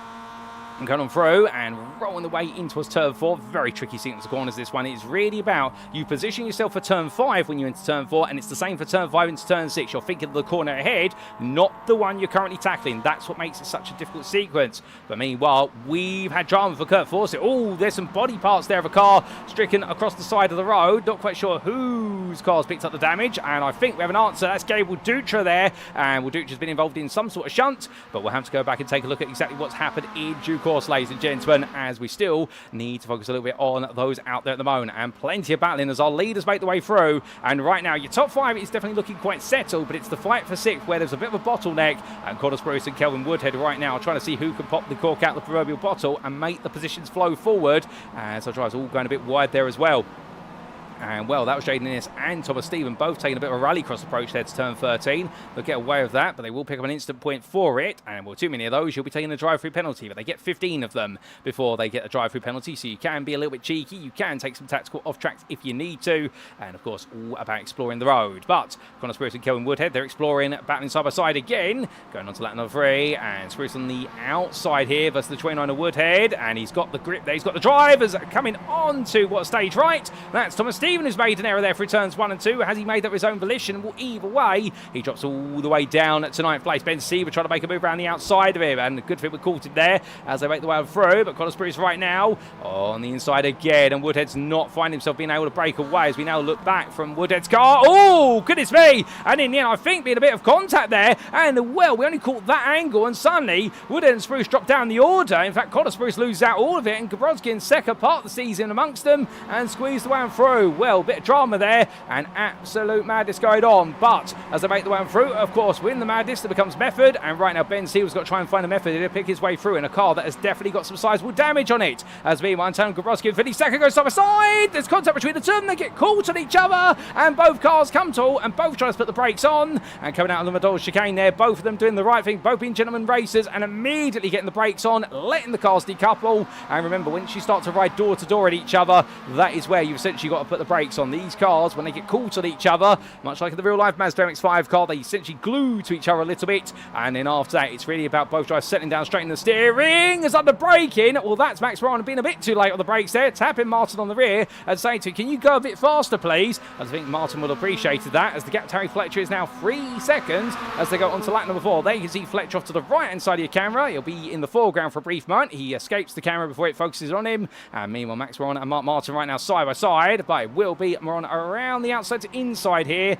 and Jaden Innes follows on. So I think we are going to have a three-way fight for 2nd and 3rd. And it's going to be essentially the fight for the final spot in the top 5. The Connor Spruce currently leads out of Siebert, Stephen and Woodhead. But is it going to stay that way? That's the question. Now, meanwhile, we have had a black flag attributed to Kira Boylan. We believe that is for a drive-through penalty for Boylan, and well, unfortunate there for her, but hopefully we'll get to see a bit more of the Motorsport woman driver a bit later on today. There is, well, in fact, for Boylan coming into the pit lane as well, so a black flag and the damaged car. It may be a stop and hold penalty for some description, although we don't know the reason why, but the fast repair has gone onto the car, but Boylan definitely in a bit of woe and worry, as Harry Fletcher makes his way onwards, and then there's Max Verstappen, and he's got a slowdown penalty for track limits at the triple left. It turns 4, 5 and 6. He's been adjudged to have cut a corner too much or used too much runoff area, and he's got to give the time back. It's painful here giving time back because of the fact you lose a lot of momentum in the run to the next sequence of quarters, but Ron's going to do so. And well, Martin thought there he was defending, but then realises, nope, he's serving a slowdown, and Mark Martin retakes 2nd place with Jaden Innes glued to the back of him, and Innes, of course, coming off the back of a double podium at Rudskogen. Absolutely ecstatic about it, and every point matters. No drop scores in this championship. Every point counts, and well, right now, will any of these drivers be able to find a way to to steal a win away from Harry Fletcher. We'll have to wait and see. But meanwhile, Connor Spruce sits in 5th with Ben Siebert, Thomas Stephen and Kelvin Woodhead following on through, and 1.5 seconds back. There's James Rogers in 9th ahead of John Shorter. And well, right now I can definitely see that a few of you talking about the fact that whilst Shorter may be his surname, he's definitely putting a bit of a tall effort there as he makes way down the start for the straight. And well, the British driver there in the 2:20 still keeping that momentum and doing a good job of staying with James Rogers, a good sparring partner for him out of the circuit, two very similar on pace, and that may help them move up to the next group of cars. But as our battling calms down for a brief moment, we go back to the start. Let's find out what exactly happened to Ben Sieber when he went green flag racing. And here we go. This is a great angle for it. So he went green, and Secker just did not move there. He stalls the car, and Ben Sieber, I think Sieber's of two minds there. Do I go or to the inside, or do I simply wait for him to move? And I think his brain said one thing on one side, and his body said the other, and in the end the two came to a half-and-half decision. This is what it looked like on board from Ben Sieber's perspective. And as he held the revs there, you're going to see the lights go out. He launches, and Secker, it's almost as if Finley Secker's car had the brake stuck on there because the brake light was still on. I think Secker had a technical issue there, and unfortunately for Ben Sieber, just mistimed coming in. Of course, he was worried probably about cars making their way into that central space, and that's where it did go a bit wrong. But meanwhile, on lap number 2, we had this for Kurt Fawcett battling at the time when none other than Anton Gabrowski, and 2 wide they went through the corner, and Kurt Fawcett being turned a bit sideways there, and well, the F33L Esports car being sent on around, a bit frustrating moment for him, no doubt about it. But indeed, I think they'll talk about that one after the race in terms of what they could have perhaps done a bit better. But we also did have some difficulty for Gabriel Dutra. Now, this was Dutra recovering the car. It was already in pieces. What exactly went wrong? And here we do get the incident. Oh, there's the explanation. So it was a follow-on effect there. He went into the wayward car of the Altitude 3M Esports machine of Kurt Fawcett, and Gabriel Dutra losing some bodywork with that. The 21 parking up there in order to make sure he didn't make contact. Matthew Shade, good awareness from him, and well, a bit of a frustrating month for everybody involved. Then we had on lap number 3, this was Thomas Stephen. He charged his way into turn number 1 and was trying to hunt down a podium. Carried too much speed there and went very wide, and the Scotsman in the end taking a bit trip for the worst. And then after that we had this moment for Connor Spruce. Now this was an odd one because we were right on board looking back from the rear of Kelvin Woodhead's car at the time. What happened? Oh, goodness me. Now Woodhead came across a little bit there, and then there was a bit of netco contact between the two of them, and in the end, well, Connor Spruce being turned, but both drivers did a brilliant job there of straightening the cars out, and that is why they lost the places, and that's how it all changed up suddenly. Well, that explains a lot. And we did have this sadly for Finley Secker. And this was Secker then battling with Anton Gabrowski, who mistakenly identified earlier on. Apologies for that. And as they made the way through turns 9 and 10, unfortunately a bit of contact between the two, got caught in each other, and at that point both drivers straightened the cars out, put the brakes on, and then one broke away from the other. Secker managed to get clear first, and that explains the difference between them as we now make our way back to your live racing, ladies and gentlemen. And well, as we do come back there, just having a slight technical hitch, bear with us there, as I think our overlay just being a little bit erroneous. We are just going to see if we can get that fixed, and it is going to fix itself there. We apologise for that slight technical hitch on our end, not on yours. And well, as we carry on the theme of the broadcast, well, right now, Jaden Innes still attacking with Max Moron. Still plenty of race to come. And as they make the way out to that final corner, we still got half this race to go. And Max Moron right now holding off Idis and Mark Martin. But I get the feeling this is going to be a battle that goes back and forth between them. Moron definitely digging in here as much as he can. But Harry Fletcher now, 9.5 seconds clear with half the race to go. And again, I think we're seeing a theme much like we saw at Snetterton and we saw particularly at Ridskogan last time out, which is if Fletcher is able to take that lead and you can't stay with him and you start to battle the drivers behind, he will just disappear off into distance. He has got a pace advantage, but we are waiting to see whether a driver can just hook onto the slipstream behind him. And if so, it'll be interesting to see how the dynamic of the race plays out. But definitely right now, the fight for second and third has taken the priority for these drivers here. As we do see the eyelashes of Mark Martin's car, definitely trying to glimmer there. And we'll see if we get Jaden Innes to blush, but I don't think Jaden's going to blush to those eyelashes. They make the way on through. Well, definitely a looker is Mark Martin's car, no doubt about that, ladies and gentlemen. And if he wants camera time, he's earned it with the look of the car, I can tell you that. But the liveries that Solo Drives put together, absolutely inventive. Alas, I'm getting distracted now by the absolutely beautiful looking livery of the 22, but all our liveries are looking fantastic out there, to be fair. And meanwhile, going a bit further back, Ben Sieber, despite that contact earlier on, he's now up in the 5th place. So Sieber has picked his way through quite recently, doing a good job of that. as he makes his way on down. Well, right now we can see Spruce, Woodhead and Stephen behind, but here comes Thomas Stephen looking to recover his way into this one now. There is potentially a podium available to him if he can cut his way through this field quickly enough. A bit of a run wide there for one of our drivers. I think that was a journey being made there by Spruce. And well, as they come through turns 13 to 14, Stephen's just got to pick them off one by one. He knows he's got the pace to do it. He started 6th, therefore he's got a good chance, but he's definitely going to have to think a little bit more outside the box to make moves here as they head down the straight. Now we should point out for Kira Boylan and Gabriel Ducha, they are both still in this race. They are now classified a lap down. Ducha's car has been repaired after its extended tow time, and Boylan did have that stop and hold penalty in the pit lane. We're not quite sure what for, but we do know that she has served it and is out there racing. In the rear of the picture, there's James Rogers making his, well, being passed there by John Shorter, and James Rogers with the car that we mistakenly thought was Gabriel Antonin Kobrowski there, as I get my names in the right order. Apologies for that. And well, in fact, it was James Rogers who was caught up in that contact with Kurt Fawcett earlier on. But meanwhile, we come back to the fight here for second place, and Max Ron, Mark Martin, and also Jaden is still there. And well, these three together. But John Shorter making his way past what was none other than one of his rivals a little bit earlier on, but now finding himself under pressure from Richard Revins, and Revins going on attack there, and we see a request from Jakob Lusnak saying, show us the John fighting, and we hear you, don't worry Jakob, we've got him on screen right now, and he's enjoying himself out there is John, albeit losing a place to James Rogers, but still more places to potentially come back to him a bit later on in this race. He's just got to get his head down here and keep that momentum going. And in terms of how we did see James Rogers make that move on him, we saw it on the straight. We're going to replay of that shortly. As meanwhile, we've got more fights there between Spruce and Woodhead. And Kelvin Woodhead on the inside to outside there. And Kelvin Woodhead now up to 6th place. And well, Bensley were trying to drop the group, as Thomas Stevens still trying to fight his way past. We're running the way through the corners. These drivers absolutely enjoying the scrap out there right now, but I think they look in front of them, and they probably think there's even more points to be bagged there. You can see Siva is trying to pull them onto the battle for second place.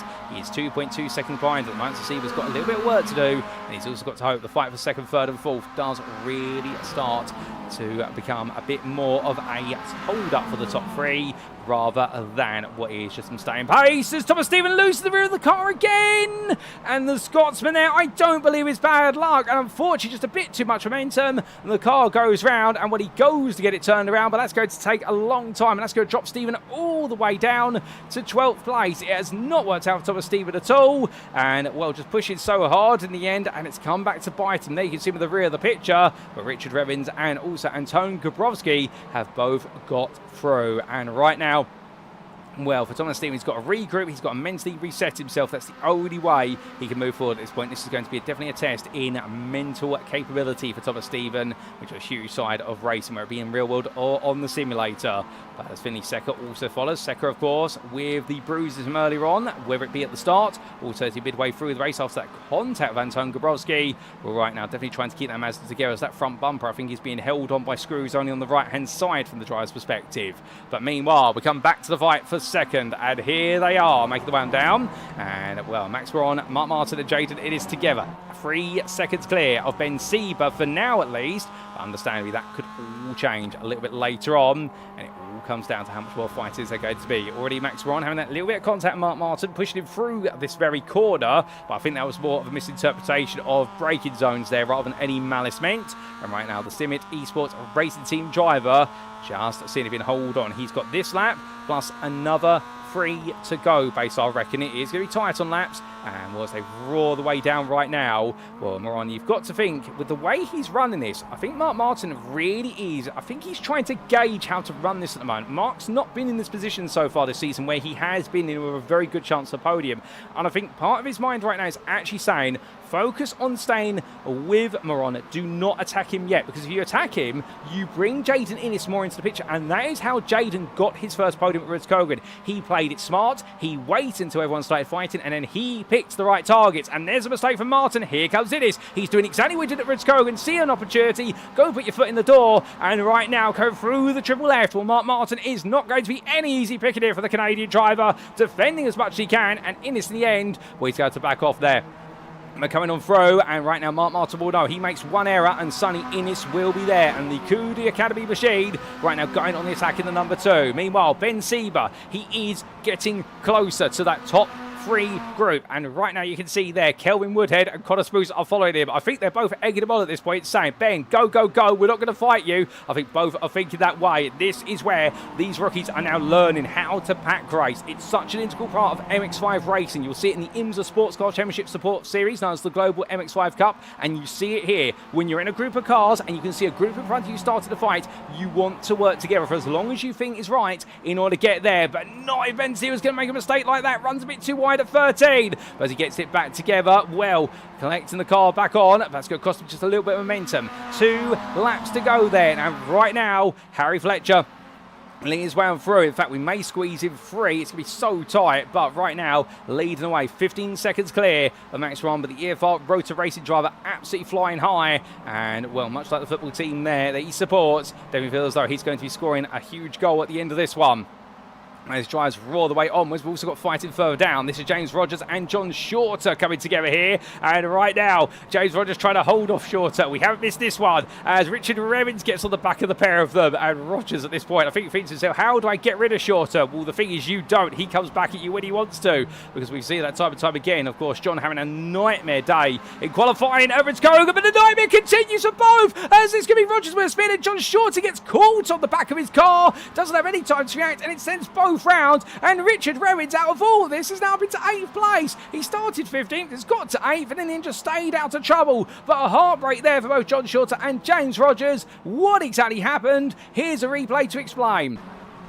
And so as they made the way through the corner, watch James Rogers' car. He's going to lose the rear here on the exit. And already Shorter has come out the corner and hit the rear of him. There's no time to out there for John Shorter. He was already putting his throttle down. And James Rogers in the end being turned. And unfortunately, at that point, well, both cars getting caught to each other. That camera angle in the end, you can see Rogers drops off the exit curb. Shorter's got the power down. He cannot react to that point. If he puts the brakes on, the rear of the car will come loose. If he keeps the throttle down, that happens. He's got no middle ground. And sadly, the two coming together just like that, and a heartbreaking moment for them. But with that, we do have to return to your live racing, ladies and gentlemen, as we do such an unfortunate moment there. And, well, a bit of commentator's curse perhaps there, some of you are asking, and indeed, just as we're taking a look at him, all going very wrong. But meanwhile, it's the way it goes. And to be fair, I will put my hand up in this commentary booth, ladies and gentlemen. I've had quite a few commentator's curse moments this year so far, and, well, I don't mean to inflict it on anyone, but I do apologise there if they do have commentator's curse. Meanwhile, oh, what's happening in the rear of the picture there? And that is Kelvin Woodhead going for a spin. But meanwhile, let's focus on the foreground. Max Warren having to go defensive there versus Mark Martin digging in here. And, well, this is the final lap right now. I can't see a white flag outside my commentary booth window. Unfortunately, I cannot see the start line flag procedure position, and therefore it does mean that right now we're at the whim of essentially keeping an eye on what's going on when we do get to the final few corners. But Max Ron right now having to defend as much as possible. Mark Martin and Jaden is still there. Ben Sieber is now with them as well within a second. But as they're all coming around, it's proving to be such a tough race for so many drivers at this point. And the fights can go the distance as well, being pushed through the chicane at this point. That is how much Mark Martin feels as though he's got the pace here to try and attack. But the problem is that Martin's picked up a slowdown for track limits through the McDonald's chicane. And, well, that's not worked out at all for him. But as they make the way onwards, meanwhile, we can see that Jaden Innes will squeeze through. But meanwhile, coming out the final corner, this is the final lap. And it is going to be Harry Fletcher, who continues his win streak. He took pole. He will make it 5 in a row. But who is going to be second? Well, I think there's only going to be one here with none other than Mark Martin losing out with that slowdown penalty, and he's headed off track. Well, Max Ron, it hasn't been the cleanest race, but to be fair, in a wounded Mazda MX-5, the Simit Esports Racing Team driver will come home in second place in the end, and it will be third for Jaden Innes. They both return to the podium. Ben Sieb, oh my good lord, what's happened to Sieber's car there? Well, as he comes across the line, he will take fourth just ahead of Connor Spruce. Kelvin Woodhead will come home in sixth place. What a drive from Kelvin there. His season best performance so far. Mark Martin with a heartbreaking seventh. Richard Revins comes through for pole position in race number 2 with that 8th place finish. Then we top of Stephen ahead of Antone Gabrowski, and then we will have James Rogers come through in 11th there, best of the rest, ahead of Kurt Fawcett, who comes on through after a frustrating start to the race. Finley Secker as well takes home 13th after difficulties. John Shorter there, well, the commentator's curse struck the British driver. He takes 14th, and I take responsibility for it. And meanwhile, we do look to Richie Holder, and we haven't really had a chance to talk too much about Richie, to be fair, but right now he's out there. He's had a bit of a difficult race, has Richie, but he's just trying to survive to the finish. We have got Gabriel Dutra coming to line time. Kira Boylan has already finished the lap down. We didn't quite catch her the finish, but we do catch Dutra there a lap down after a huge shunt at the start with none other than Kurt Fawcett. And then here comes Richie Holder, making his way on through the last couple of corners. And to be fair, ladies and gents, whether they finished as the winner or 30, they are the last place finish on the lead lap, including Richie Holder. Give them all a round of applause. An incredible race, that one. Plenty of fighting for it. I mean, we were spoiled for choice. And Richie Holder, in the end, is still going to get to the finish line, and he will see some points. Good on you, Richie. That's what we like to see, as he does come through to the finish there in 15th. And, well, gets himself set up now for race number 2. But my goodness, as we do look to the scenic view, what a race that one was. And sadly, we won't be able to get some replays of what happened right at the end there, because we are on a very tight schedule. What an ending, no doubt about it. And let's take a look at those provisional race results, subject to any stewards' inquiries. I suspect these will be considered provisional for some time. And here they are, ladies and gentlemen. And as we can see, after what was a great display for pole position in qualifying, Harry Fletcher ran away to take the win by 18.5 seconds ahead of Max Moron. And the EFR Rotor Racing driver will demonstrate, and after making the initial break from Mark Martin, that in the end, with all the fighting for second and third, it was going to be a cruise to the finish. And he absolutely delivered a brilliant drive, no doubt about it. Max Moron there taking second place for Sim It Esports Racing Team, and his second podium finish in a row now. Can he continue these podiums? Because he's definitely grafted them out one by one. And, well, he held off the pressure towards the end of the race from Mark Martin and Jaden Innes. And Innes back on the podium. He may not have had the perfect qualifying lap, but he definitely showed he's got the pace there to be on the podium when it mattered most. He was 1.5 seconds behind at the finish line, with Ben Sieber fighting his way forward in the end, despite the damage picked up with what was the strike with the stationary standing car of Finley Secker. But Sieber, even in a damaged car, taking full place there for DCW Racing, only a 10th ahead of Connor Spruce after Sieber's car was in pieces right at the end of the race, and Spruce not able to steal that place away. Kelvin Woodhead there taking a season best result in 6th place. Congratulations to Kelvin for that. And we did see Mark Martin and Richard Revens complete your top 8. Martin taking his best result of the season, but it could have been a podium, to be fair to him. That's what he was hoping for. And Richard Revens there, an 8th place finish. The Rev Racing driver, his first top 8, and with that 8th place, he will be your pole sitter for race number 2. Thomas Stephen, 9th there, and what I just cannot believe his misfortune, ladies and gents. But indeed, I don't know how many ladders Thomas Stephen has walked under in his life, but if he has walked under a few of them, how many? Because he's just not having the luck so far this season. And Anton Gabrowski completing the top 10. Behind Gabrowski, James Rogers, 11th there, who won his battle early on with John Shorter, and in the end, between the two of them, there was none other than Kurt Fawcett and Finley Secker. And then we did see Shorter in 14th place, heading your last lead lap finisher of Richie Holder, and it was a lap down for Kira Boylan, also Gabriel Dutra, and of course we did see a 3 lap down retirement in the end for Matthew Shade, I do believe due to a technical issue with the car. But that was just race number 1, ladies and gents, and we have got another race to come very shortly here at the Motorsport Arena Oschersleben. And this is the perfect time, if you hadn't had the opportunity yet, to step away and perhaps give yourself a bit of a top-up liquid refreshment. If you're sat there thinking to yourself, well, you know what, all this intense racing action, and of course the heat that we're experiencing right now, particularly if you're based on the European continent, I believe we've had a heat wave for the last 2 weeks in the United Kingdom. I think we're seeing it across the board globally right now in the European continent. Well, this is the perfect opportunity to give yourself a top-up of water or your choice of beverage, whether it's alcoholic or non-alcoholic. We don't judge here. And right now for our drivers, some of them will be in the pit lane cooling down. Others will be carrying on out there, including Mark Martin. And I think for Mark, what he's doing right now, and again, I'm not saying he's doing this, what I think he's doing is he's getting the adrenaline to calm down. Because if I was in Mark's shoes at this point, unless he's a really cool-headed guy, and to be fair, he could be, I would be seething with the fact that I've just missed out on my first podium of the season. It's all because a slowdown penalty firstly, and an incident that we didn't catch on the broadcast camera that spoiled his chances of being right in the back of that pack at the end. So I think he's out there to try and calm himself down, but also to remind himself he can lap quickly at Oschersleben. And it is a confidence thing you do when you're in those positions whereby you may be able to take that first podium of the season and then you lose that chance to do it. It hurts you massively. It is an absolute gut punch, and that's why I would get the feeling that he's probably thinking to himself right now, get my head down and just keep pushing on. as all these drivers continue on around, Connor Spruce as well. We definitely had a race filled with ups and downs, as we do see Richard Revens there giving us a big spin. And, well, he'll be hoping to get the spins out the way now, because he will not want to do that knowing he starts on pole in this one. And, well, just to remind you, Rudskogen, we saw Harry Fletcher take the win in the reverse top 8 race. But remember what happened early on in the race. We had that huge instant as Ben Sieber there goes for a spin out the final corner. They're all spinning out of it at the moment. And, well, hopefully not making a habit out of it. But maybe you may remember, we did see that huge battle at the front that Sonny ended up with a huge instant for turns 3 and 4 a couple of laps in. Fletcher was well far enough back to be able to evade the instant and take the lead. Will we see fortune favour our quickest driver out there, or is this going to be the race today where Fletcher is going to carve his way past the drives? Of course, he always planned to carve his way through, but he's had a little bit of fortune his side at Rudskogen. That's not denying his pace, no doubt about it. But if somebody at the front could get everyone to line up, it could be a very different race. And that's what we wait to see, as it's time to make our way to the grid, ladies and gentlemen, for race number 2 here in round 3 of the championship, brought to you from Motorsport Arena, Oschersleben.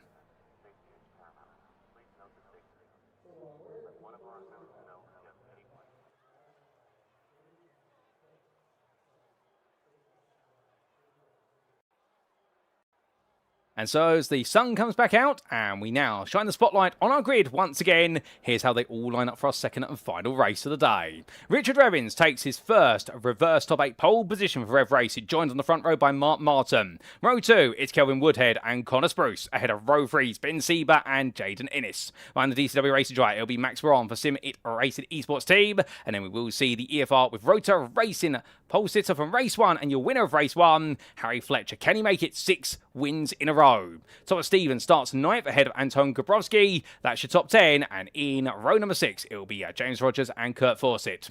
Row 7, we do have the combination there of Finley Secker and John Shorter. And it will be on row number 8, Richie Holder and Kieran Boylan. And behind the Motorsport woman driver, it will be Gabriel Ducha and Matthew Shade. That's how all of our 18 drivers will line up for this one, ladies and gentlemen. They'll all be absolutely itching and ready to go once again very soon. And we look forward to seeing how it will all go down between them all when they do go green at Flag Racing. But with that grid almost set, we're just waiting for the last couple of cars to get into position. An absolutely packed grid once again.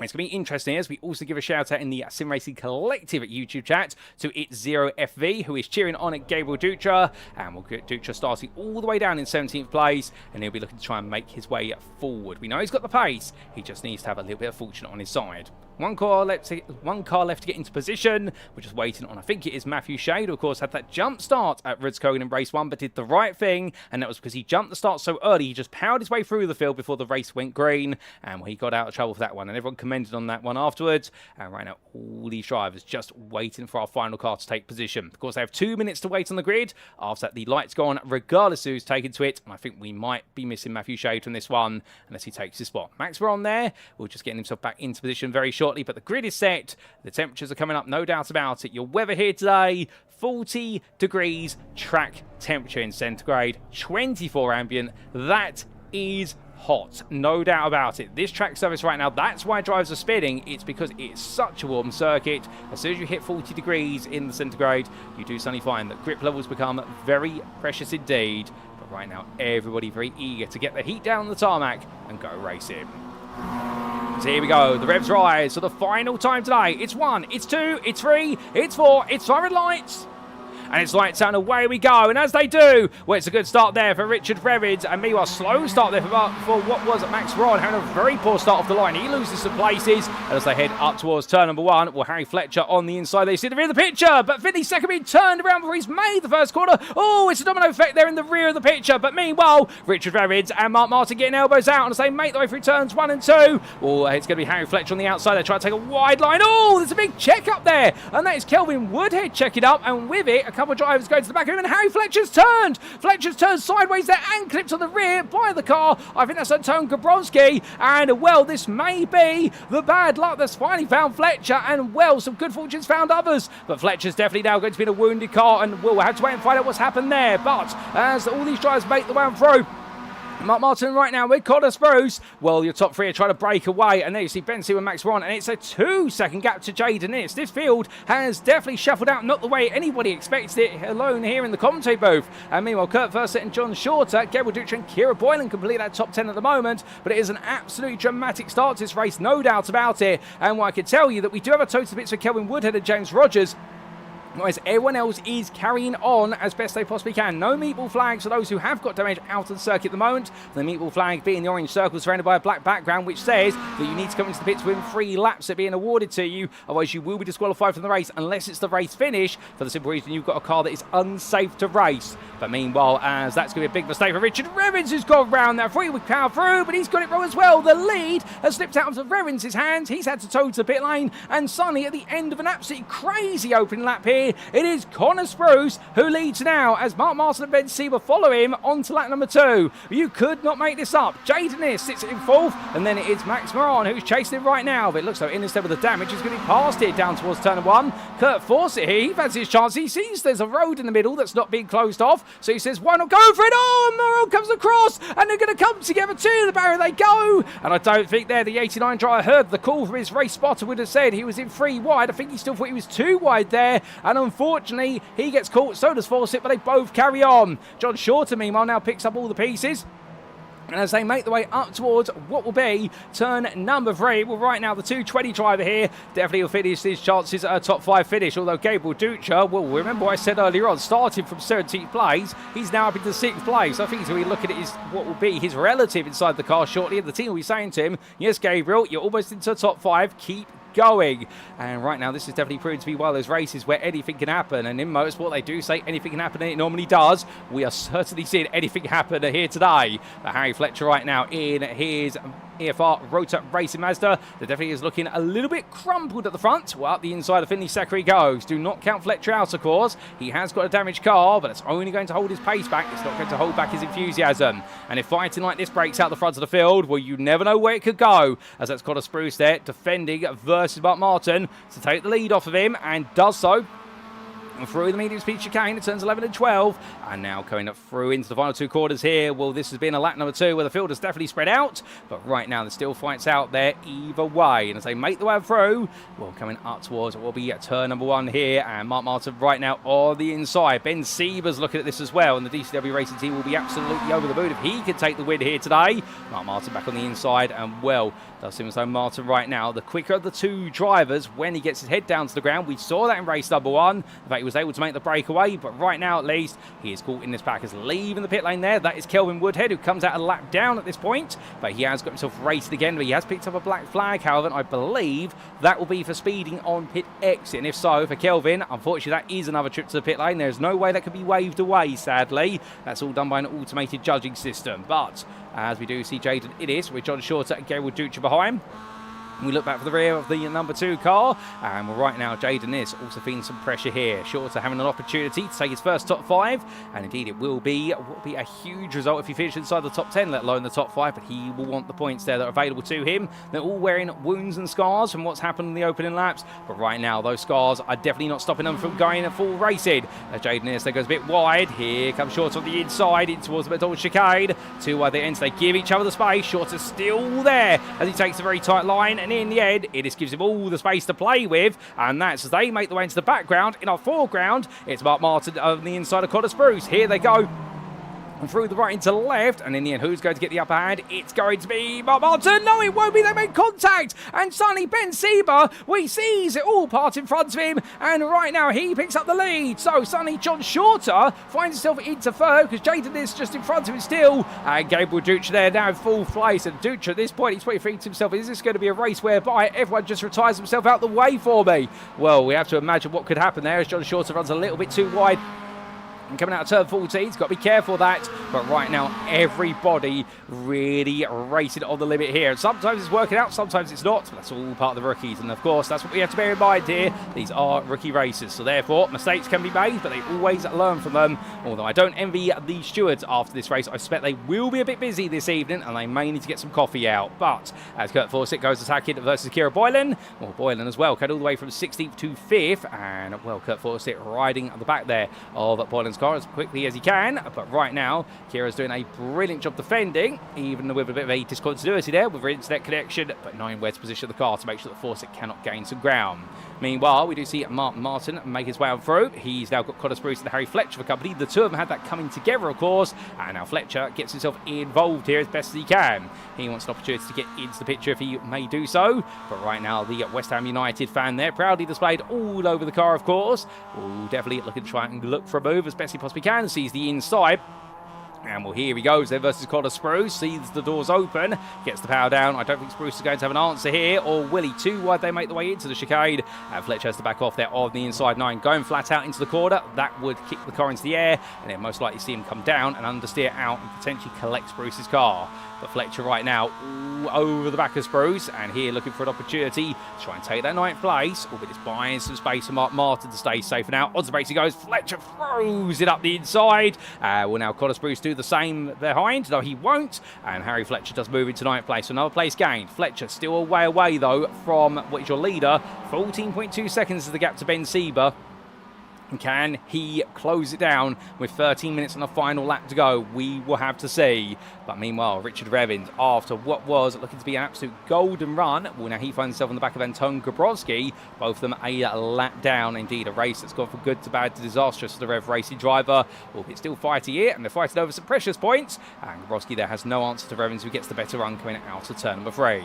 But here they come in towards the triple left, and as they do, well, Revins right now just holding his ground there. Gabrowski quicker through the triple left-hand sequence, but Revins holds track position, and therefore Gabrowski cannot exactly push his way through, but he has to react there and put the brakes on a little bit earlier than planned. Kira Boylan, Kurt Fawcett and Max Ron, we come back to them as they fight over 5th place. And well, come through the left-hander triple left themselves now.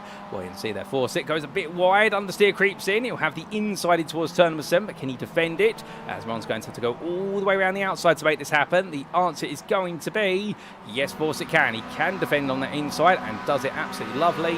So, and now as he makes his way through the McDonald's chicane, he just simply holds the position a little bit longer as Kira Boylan tries to run away, runs very wide there coming up the corner, but just about keeps it within track limits. As Max Ron now comes down the hill, and as he does so there, looking to the inside, it's going to be too wide between him and Fawcett.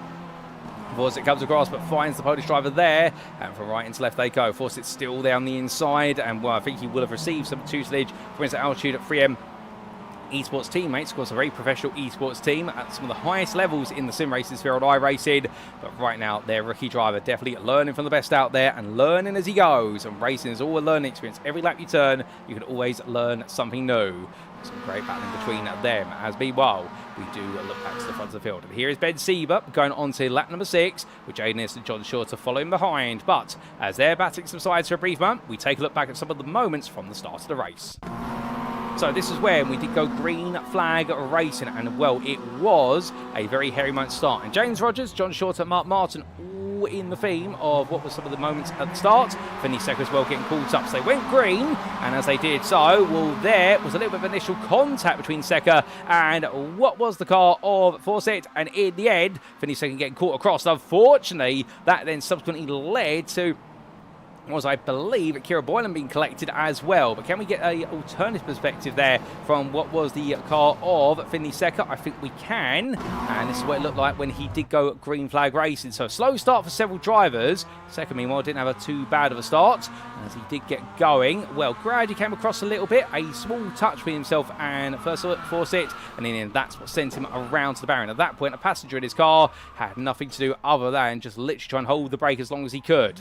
It also went wrong for Kelvin Woodhead on the open lap, albeit he made his way through the first 2 corners. As we saw Harry Fletcher being turned around in the rear of the picture. We'll come back to that shortly. But for Kelvin Woodhead, he already had some damage to the car, and in fact that damage is what put him out. So it was, as they made the way through turn 2, there was Woodhead being caught up, and he was caught up there with Ben Sieber. That's why he had the brakes on.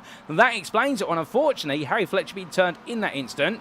Can we get an alternative angle there for what happened to Fletcher? I think we can. So you'll see there, Sieber and Woodhead coming together. That's why Woodhead put the brakes on, and then the 29 drive came out wide and collected Fletcher in the process. And well, Thomas Stephen being caught up there by Fletcher's wayward car, and unfortunately, it was a whole stack of dominoes being overturned just like that. A nightmare start for so many drives, no doubt about it.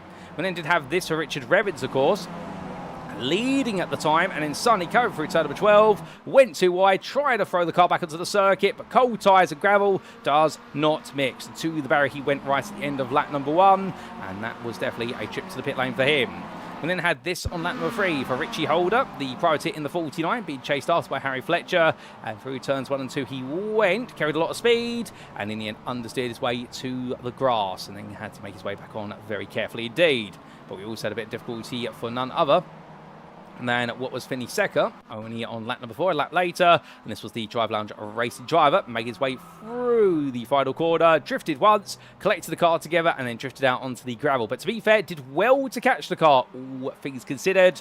And then we had this for Kira Boylan on lap number 5. We briefly lost Boylan to the ether, and then she did return, and she did so the Motorsport woman driver. In fact, I think that might have been a bit of a discontinuity glitch there for Kira Boylan's car, because there's been no instant. But with that, we make our way back to your live racing, ladies and gentlemen.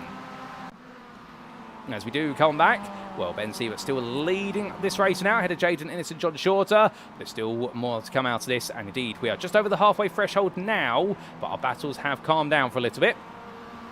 And we'll have to wait and see what is to come next. Now, we have had a further off-track for Harry Fletcher, who has now dropped down to 10th place that we're hearing. And we'll thank you for the heads up there, Jack Rowley. Appreciate it. And well, as these drivers carry on, there's still more fighting to come. And Harry Fletcher's progress being stymied, albeit keep in mind, of course, a lot of drivers are driving with damaged cars. And depending on what damage they have, it may be damage that just stops them from gaining as much straight line speed. It could be damage to steering wheel alignment. It could be suspension damage. And well, depending on the damage, it can make the car much more prone to oversteering or understeering at certain points. And if it is suspension damage in particular, you can imagine, particularly if it affects the wheel alignment, that sometimes if it is damage to, say, the right-hand wheel side of the car, then taking left-hand corners is going to be trickier than it would normally be, because they will just not be able to turn in as easily. Conversely, they may find they get more turn in than what they want going into right-hand corners, and that's the problem they've got to worry about.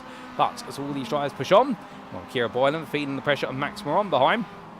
And well, right now, Kira Boylan, of course, going all the way from the back of the field through to 5th. Was involved in that open lap incident, or the start line incident, we should say. But to be fair, she's carried on. The Motorsport woman driver will be happy to be up into this position. But can she hold on for a first top 5 of the season? That is going to be her challenge. But meanwhile, also change of foot as John Short has been dropped for second. Well, Jaden Ennis hold on to said spot, is attacking for the lead. Ben Siebert feeding that pressure right now as he comes through the right to left. Getting ready to complete this lap. Well, right now, Siebert will not be feeling comfortable at all. I think the game plan was make the breakaway.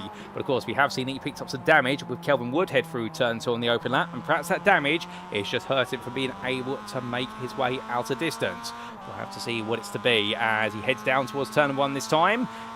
Well, Short is still 1.1 seconds back. There's no reason why the 220 driver cannot get involved in this. If these two really start to fight, they will ruin their race in terms they will take the time out of their race. And Sonny, you will see John Shorter there in a flash. So that's why right now Jaden Ennis has got to play a very smart game here, which is attack only when he thinks he can get this move done. Because if he can do so, he will then be able to make that jump up the order. As he attempts to give pursuit, we have heard that Finley Secker has had to be towed to pit lane due to an error. And, well, just before we take a look at that, what happened to Harry Fletcher for the second spin from what we're hearing?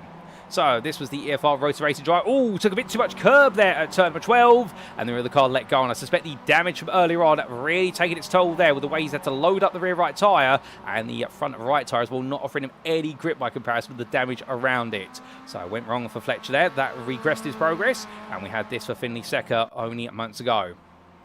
And, well, that looks to be the aftermath of an incident between him and I want to say that looks to be the car there of Richie Holder being caught up in that. This is what happened to Richie then. We was already going slowly there through what was the triple F. So I think he's been caught up in some sort of incident. And then Secker separately has been caught up in a mistake. Oh, he was going to rejoin there. And as he's come through the corner, Secker struggling.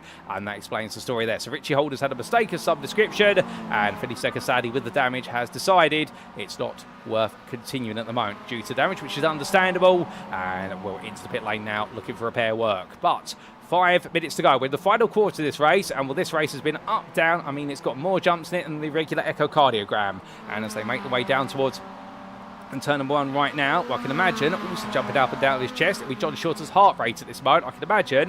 Well, they do always say, if anyone wears a Fitbit or any of those smartwatches that enable you to see your heart rate while you're going racing, I can tell you one thing, normally you will see heart rates go through the roof. I know Ben Sieber's teammates at DCW Racing, a very well recognised and decorated driver in the form of Richard Simnor, wears a heart rate monitor on his watch whilst he races, and he has seen his heart rate push 170 beats per minute in the 10th system moment. So I can only imagine what it'll be like for these drivers here today as they make the way on around. Now, we are having a bit of a topsy-turvy shuffle further down the order of the timing tower for what will be none other than Kira Boylan, Mark Martin and Connor Spruce. But bear in mind, we are having some slight technical issues with the connection for Kira Boylan, and that's why you're seeing it swap so often. She is still racing, but just bear in mind, that's why you're seeing that constant chop and change further down the timing tower. We are keeping an eye on that because it is a freeway fight for 7th place, so we're keen to see how it all plays out.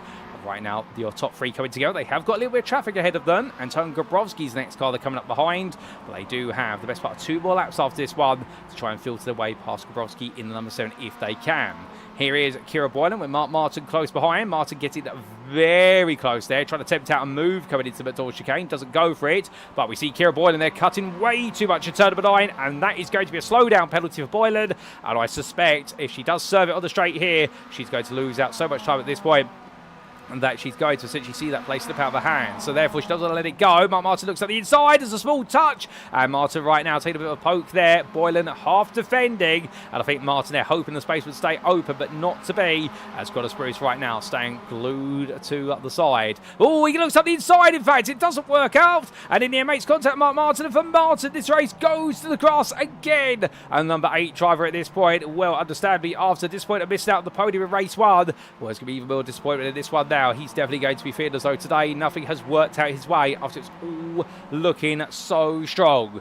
But as we come back to your top 3, they go on to the penultimate lap of this race, as we understand it, and Ben Sieber still hold off Jaden Innes and John Shorter, but for how much longer can he hold them off? That is going to be the question that we need an answer to.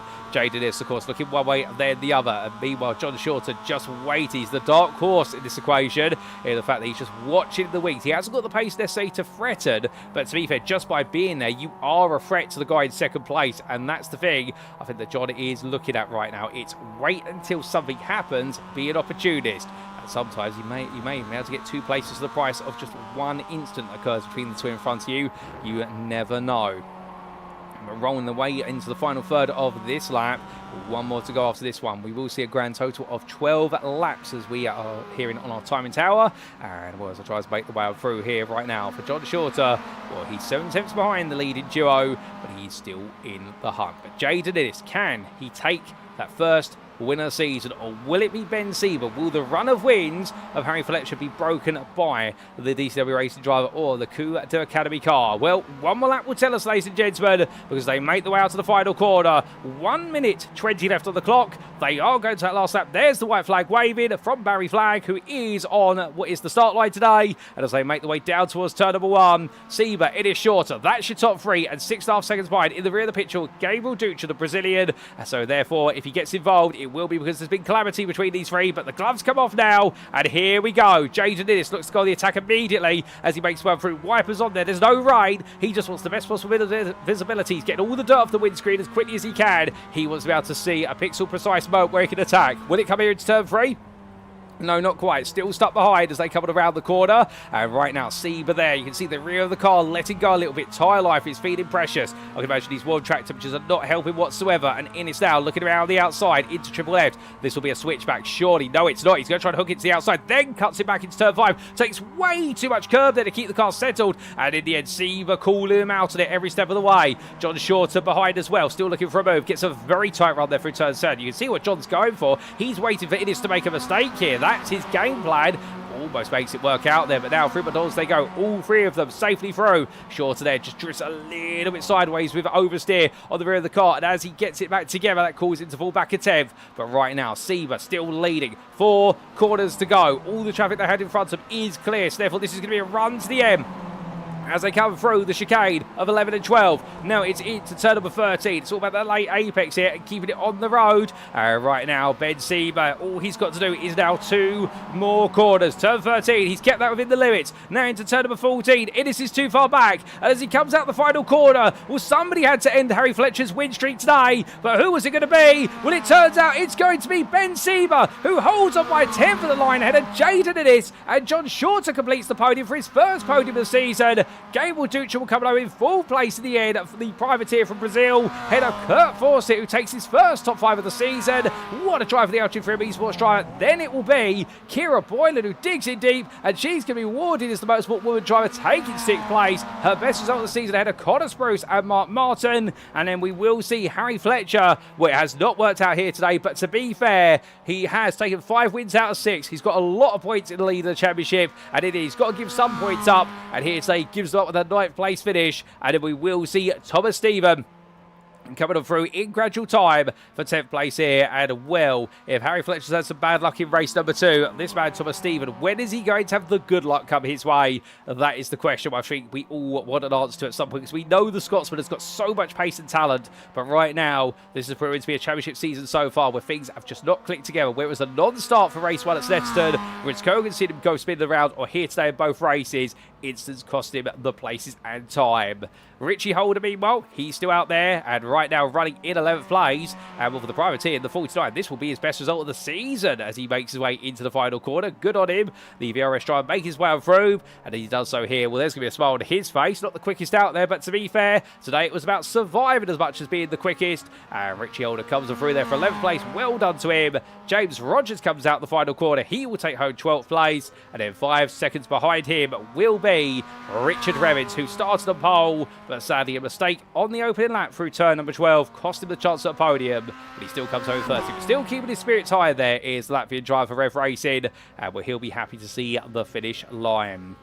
Goodness me, what a race, ladies and gentlemen. And as our drivers cool and calm down, we take a look to the scenic view and with it to the race results, subject to any stewards' inquiries. And as we can see, in a race absolutely jam-packed full of drama, so much so, to be fair, I think all your TV soaps that can hang up their phones because it was so much drama in there. You could break it down into multiple chapters, you could break it down into a whole highlight reel, but in the end, at the end of all the drama, Ben Sieber takes his first win of the season, and with it returns to the podium for DCW Racing, only a 10th ahead of Jaden Innes at the line, the privateer in a car that's missing its front bumper. I suspect Jaden will probably get out the car afterwards and be saying to Ben Sieber, well done, but no, if I had my front bumper, I may have had a bit of a better chance of that one. But either way, it is pushed as hard as possible. But at the same time, let's not forget about the third man who will be on this podium, John Shorter. Maiden podium, he skipped straight from finishing for the first time in the top 5 to finish it on that podium, and to be fair, did not put a foot wrong, did John Shorter, and if it had worked out slightly differently, he could have potentially taken the win. Gabriel Ducha taking 4th there, the privateer, his best performance of the season, starting all the way from the very back and just took himself out of the equation of all the madness and went from 17th to 4th place. But sometimes that's the way it works out. You never give up and you never think that you're not going to have a chance of finishing up the front if you're starting from the very back. Kurt Fawcett taking 5th place.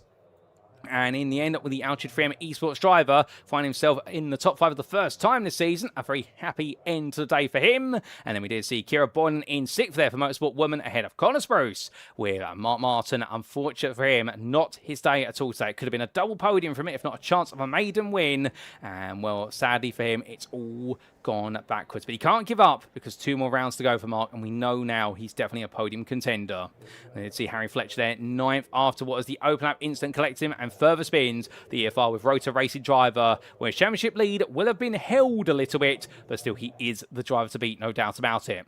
Thomas Stephen, 10th place there, and just ahead of Richie Holder, best dressed in length, where season best. And then we did see James Rogers and Richard Revens completing those who finished on the lead lap. And it was a lap down for both Anton Gabrowski and also Max Moron. 2 laps down to Kelvin Woodhead after his heroics in race number 1. Unfortunately, not to be the same here in race number 2. 4 laps down to Finley Secker, and sadly a non-finish for Matthew Shane. I do believe, in fact, a non-start for our number 21 driver due to a technical issue with the car. So a very different race number 2, no doubt about it, ladies and gentlemen, full of thrills, spills and excitement. And well, whilst all our batting out on the circuit has concluded for today, I get the feeling a few of our drivers are batting to join me in the interview room after the racing. So therefore, we're going to take a bit of a pause and we'll be back in approximately 3 to 4 minutes time for the first of our post-race interviews. Don't go anywhere, ladies and gentlemen. We've got plenty of them coming up.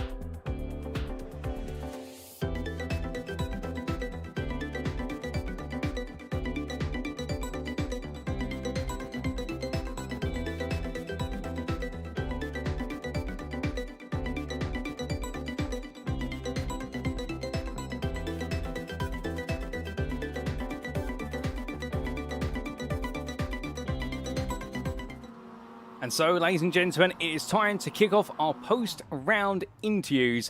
And what a race it has been. What a pair of races we've had here today at the Motorsport Arena, Oschersleben. But we start off with a man who has broken the win streak of Harry Fletcher, who is joining me now in the interview room, is none other than Ben Sieber. Ben, the first win has come in an absolutely dramatic second race, but a fourth before that as well. I mean, not quite a double podium, but so close, and also a first win on the board.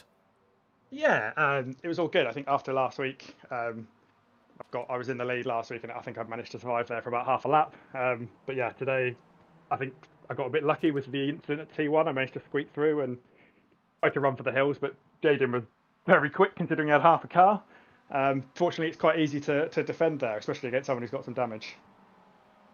Oh, indeed. Like you say, a bit of damage on Jaden Innes' car. But before we come on to the absolute spectacle that was race number 2 for yourself, let's talk a little bit about qualifying. 7th in qualifying. Were you happy with your qualifying lap?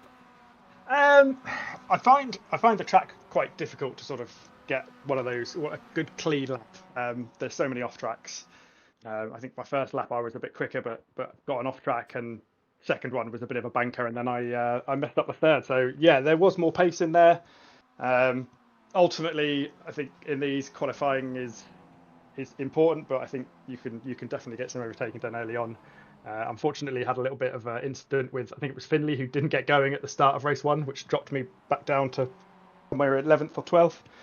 And it was always going to be a bit of a scrap to get on from there. But yeah, got there in the end, even if I couldn't see out my car for the last 2 corners. Oh, good as me. And just on that, of course, we did look at a bit of replay footage from what happened in the race one start. Of course, he didn't seem to have to get the car launched. And it looked as though, I think your brain had said, go left. Meanwhile, your body had said, go straight on, he'll speed up. And in the end, you sort of 50-50'd. Yeah. Should have made one decision, made no decisions, and or probably half a decision. Fortunately, I think we both kept going, but it was unfortunate for us both. Well, a bit of an unfortunate moment there, but still, like you say, managed to keep it together and take home that 4th place. So, race number 2, I mean, just tell us what it was like, that opening pair of corners, because I think there was a big hold up in the end, some contact as well. You're in the heart of some of it. It must have been pandemonium. Yeah, I mean, it's always a bit of a sketchy first couple of corners there, and I can't remember who it was in front of me. Was a bit wide. They had someone on the outside, and I thought if I put the brakes on here, I'm going to get run over. So I poked it up the inside. Didn't get left a lot of room. As a spotter screaming 3 wide, everyone I think starts to panic. Fortunately, I managed to squeak through and saw a little bit of chaos unfold in my rearview mirror, which is not nice, but you breathe a sigh of relief at that point. Oh, indeed. I mean, nobody wants to see chaos unfold, but in the end, you've got to try and survive as best you can. And after that, of course, things did calm down, relatively speaking, until the seas parted in front of you when we did see Connor Spruce and Mark Martin decide they didn't want to lead the race anymore. Yeah, I think it was one of those ones you could sort of see it coming a mile away, and I thought I'm just gonna hold off a little bit here, and fortunately had enough of a gap to clear the 2 of those, and then tried to get my head down and run away, but Jaden in his MX 2.5 had other ideas. Oh, I love it, the MX 2.5. Well, we'll definitely consider that with the damage to his car there. And I mean, he was constantly putting you under pressure out. You also had John Shorter there watching in the background. I mean, what was it like for the first time this season to be a race leader and having to, even though Jaden has had 2.5 of a car, having to already hold off 2 rivals who, in a way, were matching you for pace? Yeah, I think it's one of those things you always prefer to follow. It's definitely easier, especially around a track like that. You can definitely lose a lot of time very quickly, so it's quite hard to lead that. I was hoping there was going to be some help from behind, someone having a little poke up the inside for second, but in the end, around there with the damage that Jaden had, I knew if I could just get my exits, then he probably wasn't going to have enough to fight me through corners, and fortunately he didn't. Well, he didn't quite have the pace he needed in the end to try and make a move on you. You brought home that first win. It must have been a huge sigh of relief seeing that checker flag. Yeah, very good, very good. Very much enjoyed that one. And yeah, a breath of relief at the end. Well, a big breath of relief, that first win on the board. And with these points, it is very likely now going to move you into the top 3 in the championship with 2 rounds to go. Of course, it is looking still very tight for the 2nd and 3rd place spots. And up next is Oran Park. How are you feeling for the Australian circuit? I don't think I've driven that, and this is going to age me, since Poker World Touring Cars. I think it was the 3rd one, which must have come out in the early noughties. So yeah, I'm going to have to do some practice for that one, but looking forward to it. Oh, goodness me. I think, indeed, all of us that disposition back in the old PlayStation 1 or PSX X days, it was known. Indeed, the 3rd of the Toka game packages. Well, a classic circuit there, and Ben wants to see if you can whip out all your classic knowledge of it. But just before we do let you go, is anyone you'd like to give a shout-out or a thank you to on the broadcast? Big shout-out to my wife. She's had some back problems, but she's doing much better now, and she puts up with me doing this when I should be looking after her. So, Louise, thank you very much. Oh, we should definitely appreciate your gratitudes there, Ben. Congratulations on taking your maiden win for the season and a solid pair of results. We look forward to seeing you take on Oran Park in a week's time. But until then, go rejoice and have a lovely rest of your evening. Thanks, Paul.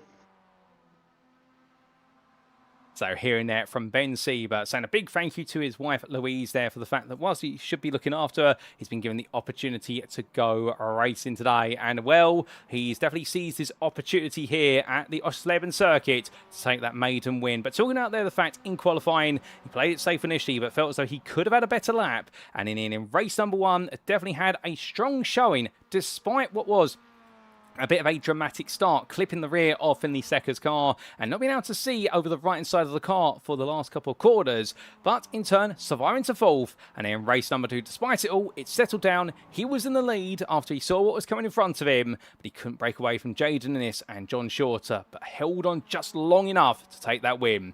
Very pleased with it, but now having to go back through the archives of knowledge in his mind to Oran Park Raceway in a week's time. And will we see Ben Sieber up there on the podium once again? Because if so, his pursuit of second or third in the championship, if not chasing down that gap to Harry Fletcher, will definitely be taking a positive step forward.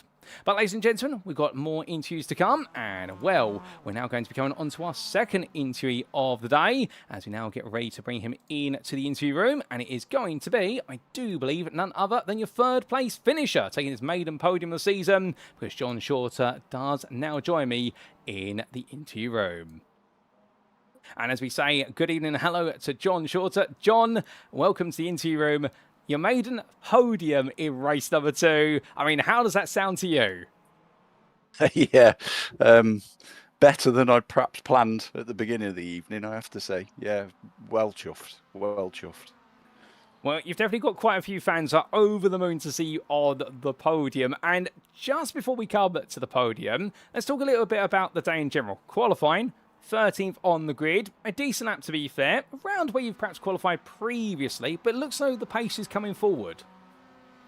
Yeah, it wasn't. I was about 6/10 off what I'd done in practice this afternoon, actually what I'd done yesterday. But yeah, about 6/10 off. So I was disappointed really.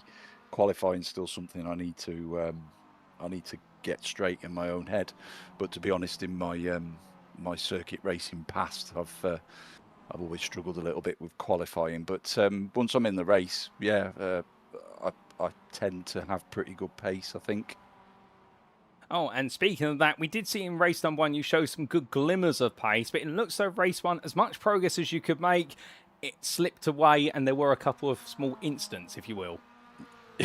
Yeah, not I wouldn't say intentional. I felt like I'd gone for a gap that was there. I'd hit the apex better than. I think it was James Rogers who was just in front of me, but yeah, I got the nose in, but there just wasn't enough space. So unfortunately, we both ended up out of that, really. Oh, indeed, it was a bit of an unfortunate incident between the two of you, but still, only more motivation in to do well in race number 2. Although, I have to ask, what did the first 5 corners look like from your perspective? Because from our perspective, it was pandemonium, but I can imagine as a driver, it must have been a very different story. Yeah, a bit like Days of Thunder. There was just smoke everywhere, tyres, smoke everywhere, really. Yeah, cars going in all different directions. But hey, that's part of racecraft, isn't it? You've got to be able to try and avoid some of that. I didn't avoid all of it. I think I caught one in the side from somebody who'd spun in maybe turn 2 or 3. But yeah, the rest of the way, it was just try and avoid it for the first lap. I kind of suspected it was going to happen. It was a very iffy start, I suppose. Cars all over the place again. I think there was one turned around off the start line, so I kind of expected that first lap to go in a way that it did, but you can't always guarantee you can stay out of it yourself, really. Oh, indeed, there's no guarantee. You've got to be as cautious as you can and try to find the spaces like you say, but in the end, when things did settle down, despite a few bruises on the front right of your car, you found yourself emerging into the top 5 and then subsequently into the top 3. Was there a bit of a pinch me, am I dreaming moment in the car? I didn't fully realise until probably about halfway through the race exactly where I was in terms of race position, and then I could see that there was a black MX-5 behind me that he was kind of holding ground, gained a little bit here, but then I'd gain elsewhere, and rather than focus on the mirror, I thought, well, Jaden seems to be kind of on pace with me, so maybe if I concentrate on trying to catch him, we might pull away a bit, and that's pretty much what happened. I think perhaps with a bit of slipstreaming maybe on the longer straights, we did seem to pull away from 4th place, and I kind of thought at the end that maybe Jaden and Ben might kind of get together a little bit, and I was closing them down, but it's a tricky track to pass on, to be fair. There isn't many places that you can pass safely, if there's such a thing. There's a lot of risk around that track when you go in for gaps. and I just didn't really want to spoil everyone's race. I was really chuffed with being in third. Or fair play. I mean, in the end, playing it safe and consolidating what you've got rather than risking it all is a fair approach. And going through the last quarter, I mean, that must have felt special to see that checker flag and see your name third place in the finishing order. Yeah, absolutely. And that final lap as well, I think there was a tail end car that we were coming round to lap, and I did wonder whether that might play into what we were going to do. I was kind of hoping that maybe the two in front of me would get a little more held up with that than what happened. But fair play to the person who was getting lapped. They did move out the way and make it a fair race to the end. Yeah, really, really pleased. Well, I do have to ask, we've had a question come in from one of our viewers. You may know this YouTube account from Jakub Lusnak, saying, I believe here the question is, what do you think about cherry Pepsi Max? I don't like it. I don't like it. Don't need to put flavours in Pepsi. Now, I hate to say, but when you do go to the podium shortly, they've replaced the champagne with a bottle of cherry Pepsi Max just for you, from what I gather. But, thanks, Paul. But joking aside, looking ahead now, of course, we've crossed the midway point of the season. Oren Parker waits us in round number 4. Can we expect you to be back up there, at least chasing, say, a top 10, if not a top 5? Yeah, definitely. That's the plan. Just keep putting the time in. Obviously, I missed round 1, unfortunately, so I don't feel I'm going to be there from a championship point of view. Although my aim for both races and championship would be sneaking into the top 10, and I managed a top 10 last week. I've now managed a podium this week, which is just fantastic. Although there was a big element of luck in there, I suppose. But yeah, next week, top 10 again, clean race, try and stay out of incidents like I ended up in the first race. Maybe a little more patience, but yeah, that's the plan. Oh, fair play. A good plan to have. And just before we do let you go, John, is there anyone you'd like to give a mention or a shout out to on the broadcast? Yeah, thanks to all the guys watching. I think Rich is there, Jakub's there as well. I'm not sure about the rest, but yeah, thanks very much and for all the support. Yeah, recently looking to join a team called RPMS, so thanks to those guys as well. It was good to watch them at the 24-hour at the weekend. Yeah, hopefully this is the start of something pretty special from a sim racing point of view.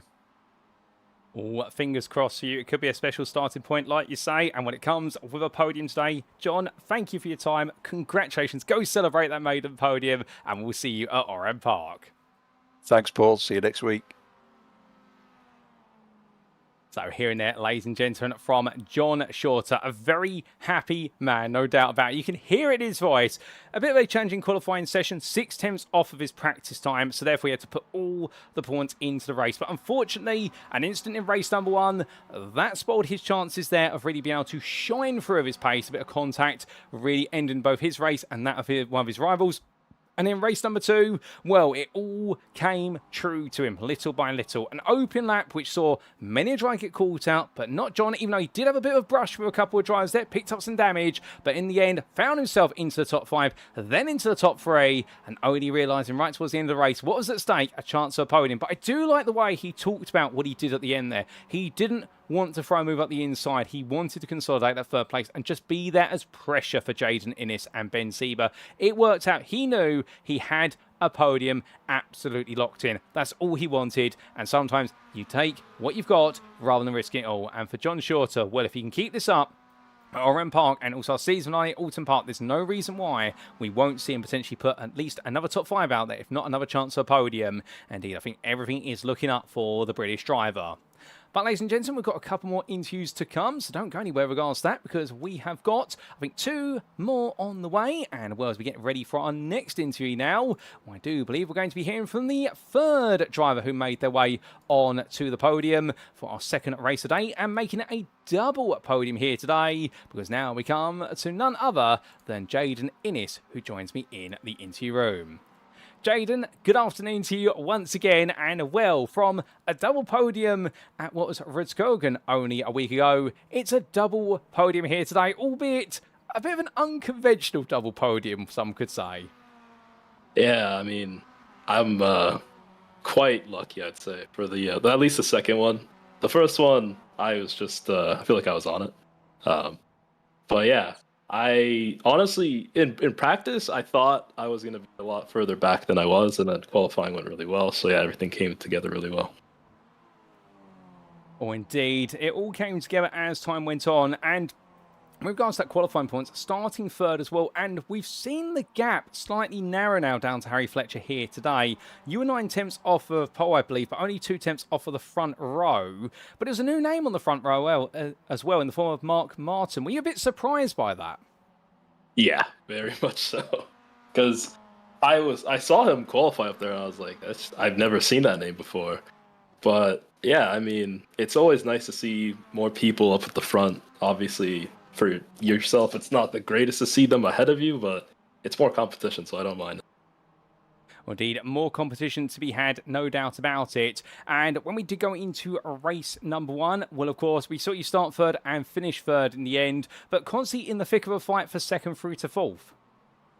Yeah, I mean, I feel like I could have done it a little bit better there. I feel like I could have got second, of course, but the thing I was mainly concerned about was the fact that we were fighting so much that we basically lost all that gap we had to P4. And I think across the line, it went from like 5 seconds to 1.8. So at least I'm glad they didn't get in the thick of it, because I feel like it would have caused a bit of a problem. Oh, indeed. Could have been a bit of a problematic one there, but still another podium for yourself. And well, a relatively clean race number 1. And in race number 2, as quick as the race started, the front bumper decided it didn't want to be part of your car anymore. What happened? Yeah, I actually, for the whole race, had no idea it was gone. I knew the bumper like lifted, so I knew there was some damage, but I believe there was an incident ahead, and like a car didn't notice that another car was alongside it, so it stopped to try and get it off of its side. And then I didn't know he would just stop like that, so I just got hit. Like, I hit him in the back, and then the guy behind me hit me, guy by him hit him. So once that came out of the way, I saw that Harry got spun out, and I was like, okay, well, at this point, I'm just going to try and get as many points as I can to see if we could cut down the deficit. But yeah, I was really trying to get that win until I realized that the car wasn't turning anymore. So it is what it is. I'll take that after all the damage I got. Oh, indeed. And I mean, you kept the pressure on Ben Sieber throughout the race, but you're also under some pressure from John Shorter. I mean, we saw what was both of you in the cool-down room only moments ago. Were you more worried about John attacking you towards the end, or were you thinking to yourself, no, he seems to be holding station, I've got a good run on Ben here as a result? Kind of a mix of both, because as we got into kind of like an open area, I was pulling away a little bit from him, and I was gaining a lot on Ben, even with the damage. So I knew I could have at least won the race. And then obviously once I tried to actually fight Ben, I realized that the damage was just too much. And at that point, like, I was fighting him a little bit recklessly, I'd say, which kind of caused John to catch back. And then I realized that I should probably just back off a little bit and see if I could take second. So I was at the end very much concerned that he was going to pass me, but he didn't. Well, in the end, not too much pressure, as perhaps was fault from John, but you couldn't quite find a way past Ben, who put up the defense, and also your Mazda, as Ben referred to, I don't know if he told you this, but he's referred to you as driving a Mazda MX 2.5, given it was only half a car. I like that. It definitely felt like that. I mean, for reference, it just felt like I was on cold tires the whole race. So I was very surprised that I gained. So I kept on pushing even harder. But obviously when the tire wear kicked in, then I realized that like I had something wrong. But yeah, I honestly did feel like I had half a car. He's right. Oh, indeed. Half a car there. And, well, we had this question asked to John Shorter. I think this question is now going to come to yourself, which is, are you a fan of Cherry Pepsi Max by chance? Because John's not, and we've got a bottle on the podium that somebody needs to drink. Cherry Pepsi Max. Not really, to be honest. I don't drink that many soft drinks, to be honest. Like, I'll have, like, my ginger ale or something. But Cherry Pepsi Max, I don't know about that.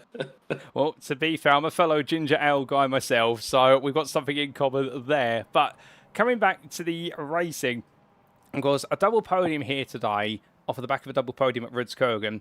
midway point of the season's now been reached. 2 rounds to go. Oran Park next time. You're second in the championship, if my maths is correct. How are you feeling with 2 rounds to go? I'm gonna be completely honest. I looked at the prizes and I kind of wanted 3rd place because like the pedals are like so good. Not to say like the GT Neo is great and all, but I have a Fanatec podium, so like I already have a wheel, so I kind of want the pedals. But obviously, I'm not gonna like back off for no reason and try and like sabotage it. But I kind of want those pedals. Pedals aren't the greatest. Oh, fair play. Well, finding yourself in a bit of a bind then, whether it's 2nd or 3rd in the championship. We'll let you figure out that bind. But just before we do let you go, is there anyone you'd like to give a mention or a shout out to on the broadcast? Same as usual. Coupe de Motorsport, my boys, and of course the Indian Dirt Series that they have. But nothing much more than that. They are the reason I'm here, and I appreciate everything that they do to give me a chance to win. So yeah. Oh, what a fair play, Jaden. Well, with that, we'll leave it there. Congratulations on the double podium today. Onwards we go for yourself to Oran Park, and we look forward to seeing what you can deliver there in a week's time. But until then, congratulations on another double podium. Thank you. Have a good one. So here and there, ladies and gentlemen, from Jaden Innes. A very happy Jaden Innes, no doubt about it. And, well, talking out there the fact, 3rd place in qualifying, was impressed with himself, but also shot there to see a brand new name out qualifying him to the front row. And, well, in the end, we did see him, of course, not quite have the pace to perhaps make the move for 2nd place, having to reside behind and hold on to that 3rd, but at the same time as well, in race number 2, in what was a very damaged car, as we do see on the pictures here, able to keep Ben Sieber honest all the way to the very end. And, well, sometimes that's the way you've got to do it. And, well, absolutely glued himself to the back of Ben Sieber's car to the end, but always worried about what John Shorter may have done. And, well, in the end, John not being able to make that move and opting to stay behind, prioritising what was bringing on home the 3rd place. And for Jaden Innes, he didn't quite have the pace in the car to bring home the win and spoil the party for Ben Sieber. But interesting there, the fact that he's definitely been eyeing up the 3rd place prize, but he is currently now 2nd in the championship after this round. Well, for Jaden Innes, no matter how hard he pushes, he's definitely on course, it would seem, for a top 3 this season. But he's still got 2 rounds to go, and anything can happen before the end of the season, there's no doubt about that. But with that, ladies and gentlemen, we now come to our 4th interview, and I think we are going to squeeze in a 5th interview potentially as well, given the time we've got available. We've got a little bit of extra time, so therefore do bear with us just one brief moment, as we are now going to get set to speak to the man who's definitely had a day of 2 halves, because joining me now in the interview room is going to be none other than Harry Fletcher, and we're just about to bring him in to tell us what has been perhaps his most mixed day of the season so far, and well, here we go. And so joining me now in the interview room is none other than Harry Fletcher. Harry, good evening to you, and appreciate you waiting. Good evening. A run of wins that has come to a halt, but through very odd circumstances today. I mean, can you believe how race number 2 went? It's racing at the end of the day. You can see it. We are in a rookie championship. There will be incidents when you start in mid-pack. You know, incidents like this can happen. It is unfortunate. It is gutting, but we'll come back stronger in the next round. Oh, indeed. That's definitely the spirit you do need to have there, coming back stronger in the next round, like you say. But let's then talk about the positives. Qualifying, taking pole position by 7.5 tenths over Mark Martin. We know that you love setting fast lap times out there. At Ritz Kogan, we saw you take pole by a second. Were you a bit surprised that the gap wasn't as big, given how technical this circuit is? No, not really too much. I mean, I had limited practice with the iRacing special event in the 24-hour because I was having to double practice for that as well. So I wasn't surprised to see that gap come down a little bit. Still annoyed it wasn't quite on that second mark, but yeah, it's kind of roughly what we expected. Well, what you expected, like you say, and then of course, we did go green flag racing in race number 1. Looked as though Mark was going to stay with you initially, and then the battle for second erupted, and it was a bit of a Harry Fletcher classic. Oh, the one to get you. So yeah, that was the plan from race 1. We've had that for the whole season. It has been with my team. It's been just get pole, pull out that second gap on the first lap, and just gradually pull away. Although that battle for second, yeah, was something. My eyes were glued to that relative when I could get a chance to look down at it. Oh, indeed, and understandable there. The worry potentially, the fact they might get a bit closer, but they didn't in the end and bring home that win. But then after that, starting for 8th place in race number 2, what happened through the opening couple of corners from your perspective, if you don't mind? A bit. Well, I don't quite know. I haven't had like a little bit of a chance to look back at it, but don't know. Tough call. Like I thought, good, decent start. Just try and stay left, and just got a bit of a tag on the rear. Like it was just trying to dodge an accident. It's just chaos. I don't like. It's just one of those. And then once you spun rounds, there's nothing you could do there, sitting duck, and just trying to limp it home with 3 wheels. I was being told. I like my right rear wheel. Some laps it was up in the air, some laps it was on the ground, which is why I spun twice, because I was still trying to send it. I was trying to get something back, just never giving up. Well, that's the spirit you got to have. And to be fair, we did see you try to carve your way through, but we suspected the damage on the car made it pretty very difficult to drive, and hence the follow-up spins. Does mean your win streak has come to an end, but as we cross the midway point of the championship, 5 wins in 6 races and a 9th place, you've still got a comfortable lead. Oran Park's up next. How are you feeling for the final 2 rounds? My question is can I wrap the title up at Oran Park with the dropped points today, like in race 2? That's my question. That's the question we'll be asking. Oran Park, I've done it once, but I haven't really done it too much. And then Alton Park's one at home, so it's used to seeing it on the BTCC. So I'll work from there. Oh, fair play. I'm liking the fact you're already thinking about the maths game, taking a bit of a Colin Turkington style approach, perhaps, more thinking about the positions rather than the wins. And we look forward to seeing what you can do at Oran Park. But just before we do let you go, we know you've got plenty of fans tuned in, as always. Is there anything you'd like to say to them, or anyone who you'd like to give a shout out to?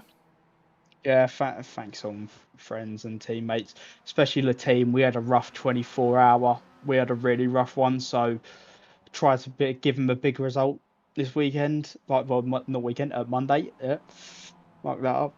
Yeah, try to give them a big result. Just unfortunate in race 2 not to be given that final one. Well, to be fair, even though you weren't able to quite give them the huge result you wanted, I'm sure they'll still appreciate you not giving in until the very finish line, and that's what it's all about. Harry, we'll leave it there. Congratulations on taking your 5th win of the season. Sorry it didn't work out in race 2, but we'll see you at Oran Park, and hopefully we'll see you back onto the top step in both races. Will do. Good luck. Come on. So hearing there from Harry Fletcher, and well, a bit gutted not to be able to make it 2 from 2, and well, understandably there a degree of frustration, but also, as he mentioned there, it is what it is. It is all part of racing, and well, he's going to be pushing for that top step, no doubt about it, at Oran Park. But admitting as well, in qualifying, was very happy with his lap. Would have liked to have that 1 second gap that has been his average qualifying pace delta to the rest of the field. But seeing with the limited amount of practice, because he did compete in the iRacing official 24 hours of Spa over the weekend, that therefore he'd put the priority into that rather than being able to practice here for Oschersleben. But to be fair, with limited practice, delivered in qualifying and in the race, mentioned that he was constantly keeping an eye on that relative for the battle for 2nd through to 4th. And I think the worry was there, would he have seen Mark Martin make his way onto the back of him? But in the end, it didn't quite work out that way, as we do see the two said drivers together here in this replay footage from race number 2, and he was able to bring home that 5th win. But of course, in race number 2, it all went wrong for the opening few corners, and in the end didn't quite know what happened, but did know that with the damage he picked up for the instant at turn 2, it was a damaged car that he was having to struggle through, and that's why he had the subsequent spins. The car was damaged in such a way it didn't feel comfortable to drive through the corners, and unfortunately for the 66 driver, that win streak has come to an end, but knows that he can potentially wrap up the championship with a round to spare at Oran Park. He's got some work to do, though, if he wants to make it happen. He's got some maths to work out with that, but we wish him the best luck as he tries to do so in a week's time. But with that, ladies and gentlemen, we now get set for our final interview. We'd normally only squeeze 4 interviews in, but we are going to squeeze in 1 more interview here today because he's asked nicely, to be fair, and also he's finished on the podium once again, and getting ready to join me in the interview room is none other than, I do believe, Max Moron, who we now look to there in terms of the cameras. And, well, let's bring him on in, ladies and gentlemen, for our final interview of this evening. As he does join me now, it's none other than Max Moron in the interview room with myself. Max, good evening to you. And, well, it's been a bit of a mixed day, but to be fair, I think the most important part, back on the podium once again with a well-deserved second place in race 1. Yeah, I mean, race 1 was just perfect for me. I got my confidence back in qualifying. Qualified P4. I knew there was more in the lap time, but I just couldn't find it. Yeah, P2 is always nice at the end of the day. Well, indeed, a solid result there. But let's talk a bit more about what you just said there. Finding your confidence in qualifying. What happened to knock the confidence out of you? I think it's just practicing hot laps more. Obviously, I was quite busy over the last 2 weeks, so I couldn't practice much for Snetterton and Rutskrigan, but it's really good to see that I've got the pace in qualifying and I can do good.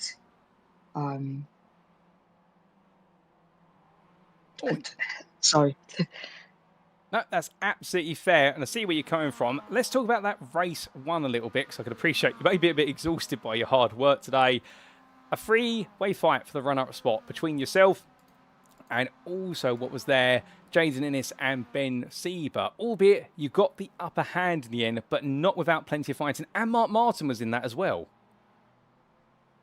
Yeah, it was a really good battle between myself, Mark, and Jaden. It was absolutely... We were just battling from corner to corner. I think the gap went down from 8 seconds to P5 to, I think it was 1.8 at the end of the race.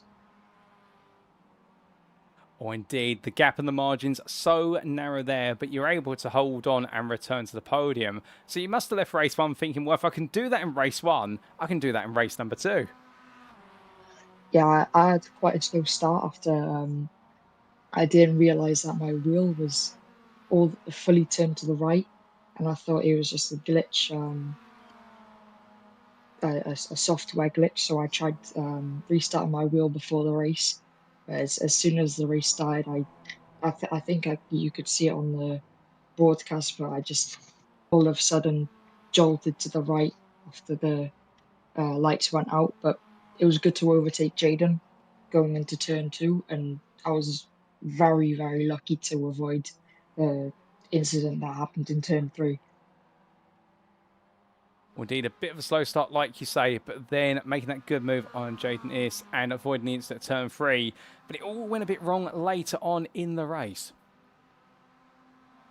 Yeah, I didn't realise how close, I think it was Kurt Fawcett, how close he was to me going into turn 1, and then I tried to open up my line going into turn 1 and unfortunately clipped him, and yeah, sent us both off the track. Now, to be fair, these things happen. It's all part of the racing, and you still kept your head down and got to the finish, albeit 15th place in the end, but still some points on the board. But did you find a bit more, perhaps, lap time out there as a result of getting the extra laps in? Pardon, sorry. All I'm saying is, obviously, difficulties in that contact you had, but you still stayed out on circuit and finished the race. Did you find any more lap time or any improvements as a result of putting in those final laps?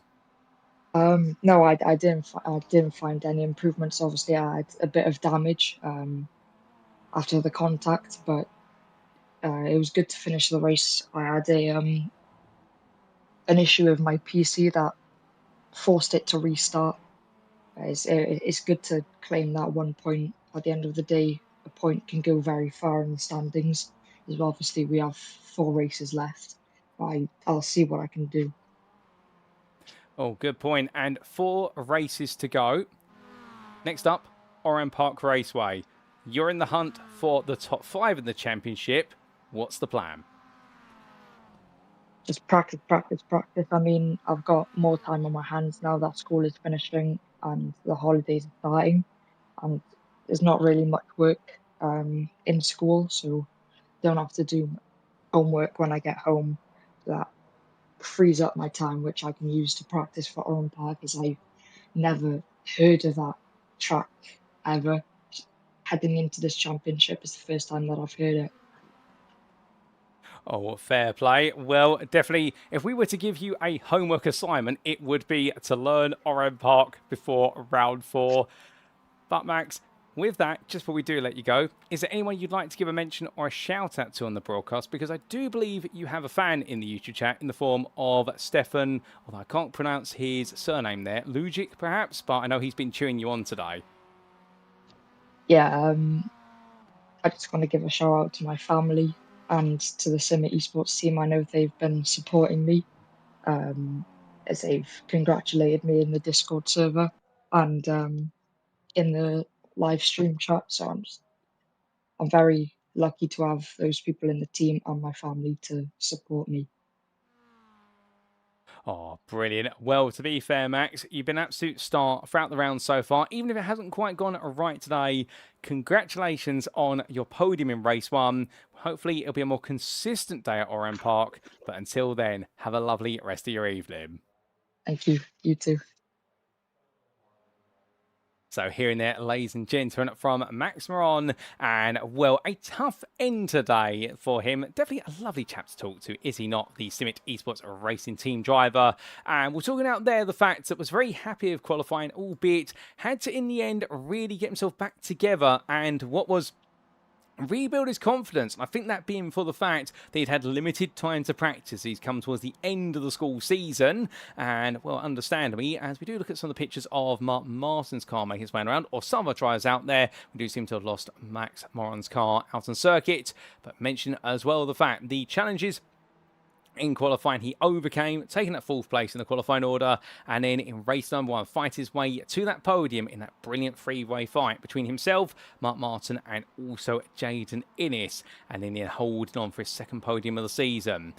Race number 2, it all did go wrong, unfortunately some contact, and putting his hand up and talking about his part in the contact with another driver, but he kept his head down and finished the race, knowing that point could come very crucial later on in the season. And he Max in the right spirit, and with more free time on his hands with school finishing, his target will now be to learn Oran Park Raceway. He's never heard of the circuit until this season. Indeed, many have not, and something tells me, I'm not going to guess his age, ladies and gentlemen, to be fair. I do know he's one of our younger drivers on the grid, but I suspect the circuit may have been literally being decommissioned at the time, potentially when he was born or around that point. Indeed, it is a circuit that has been lost to time, Oran Park, but we'll tell you more about that in the broadcast in a week's time. So he's going to learn a historical circuit, but I'm sure he's going to have a lot of fun learning an Australian classic.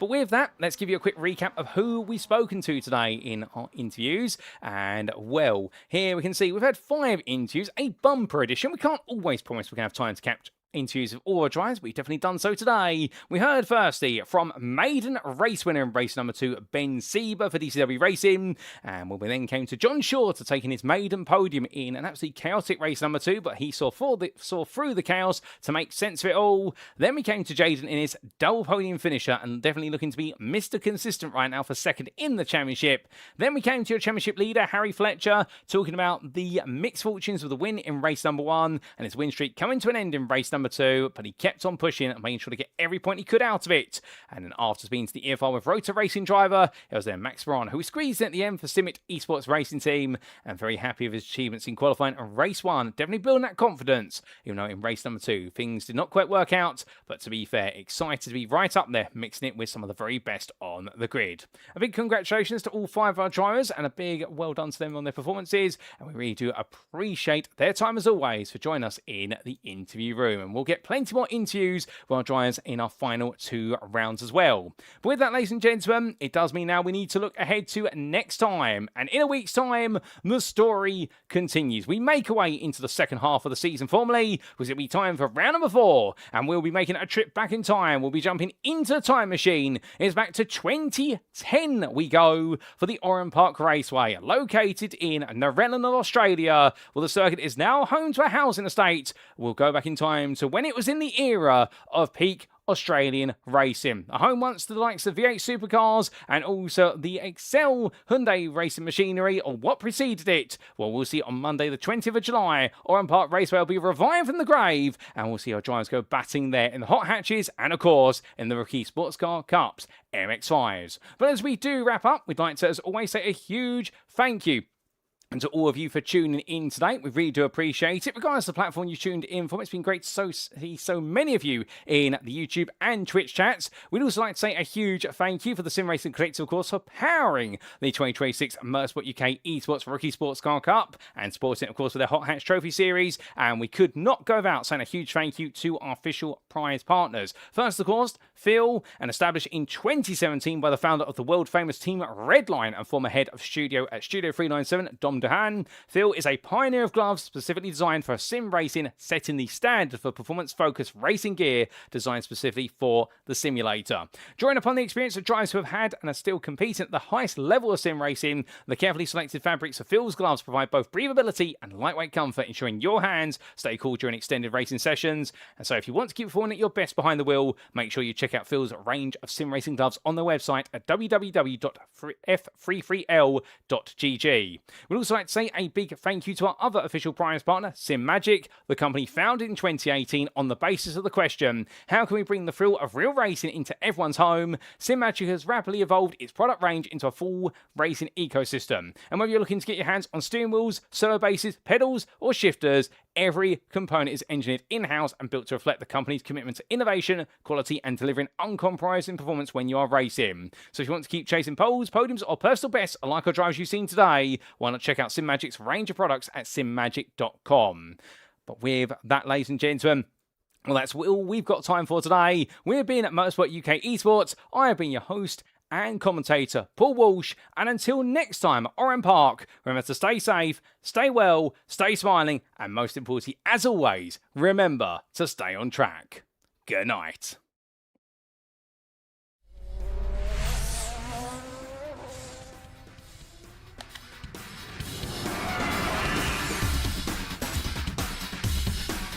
And he gets past all of them as well. What a move for the 48. Oh, look at this, and onto the straight they come.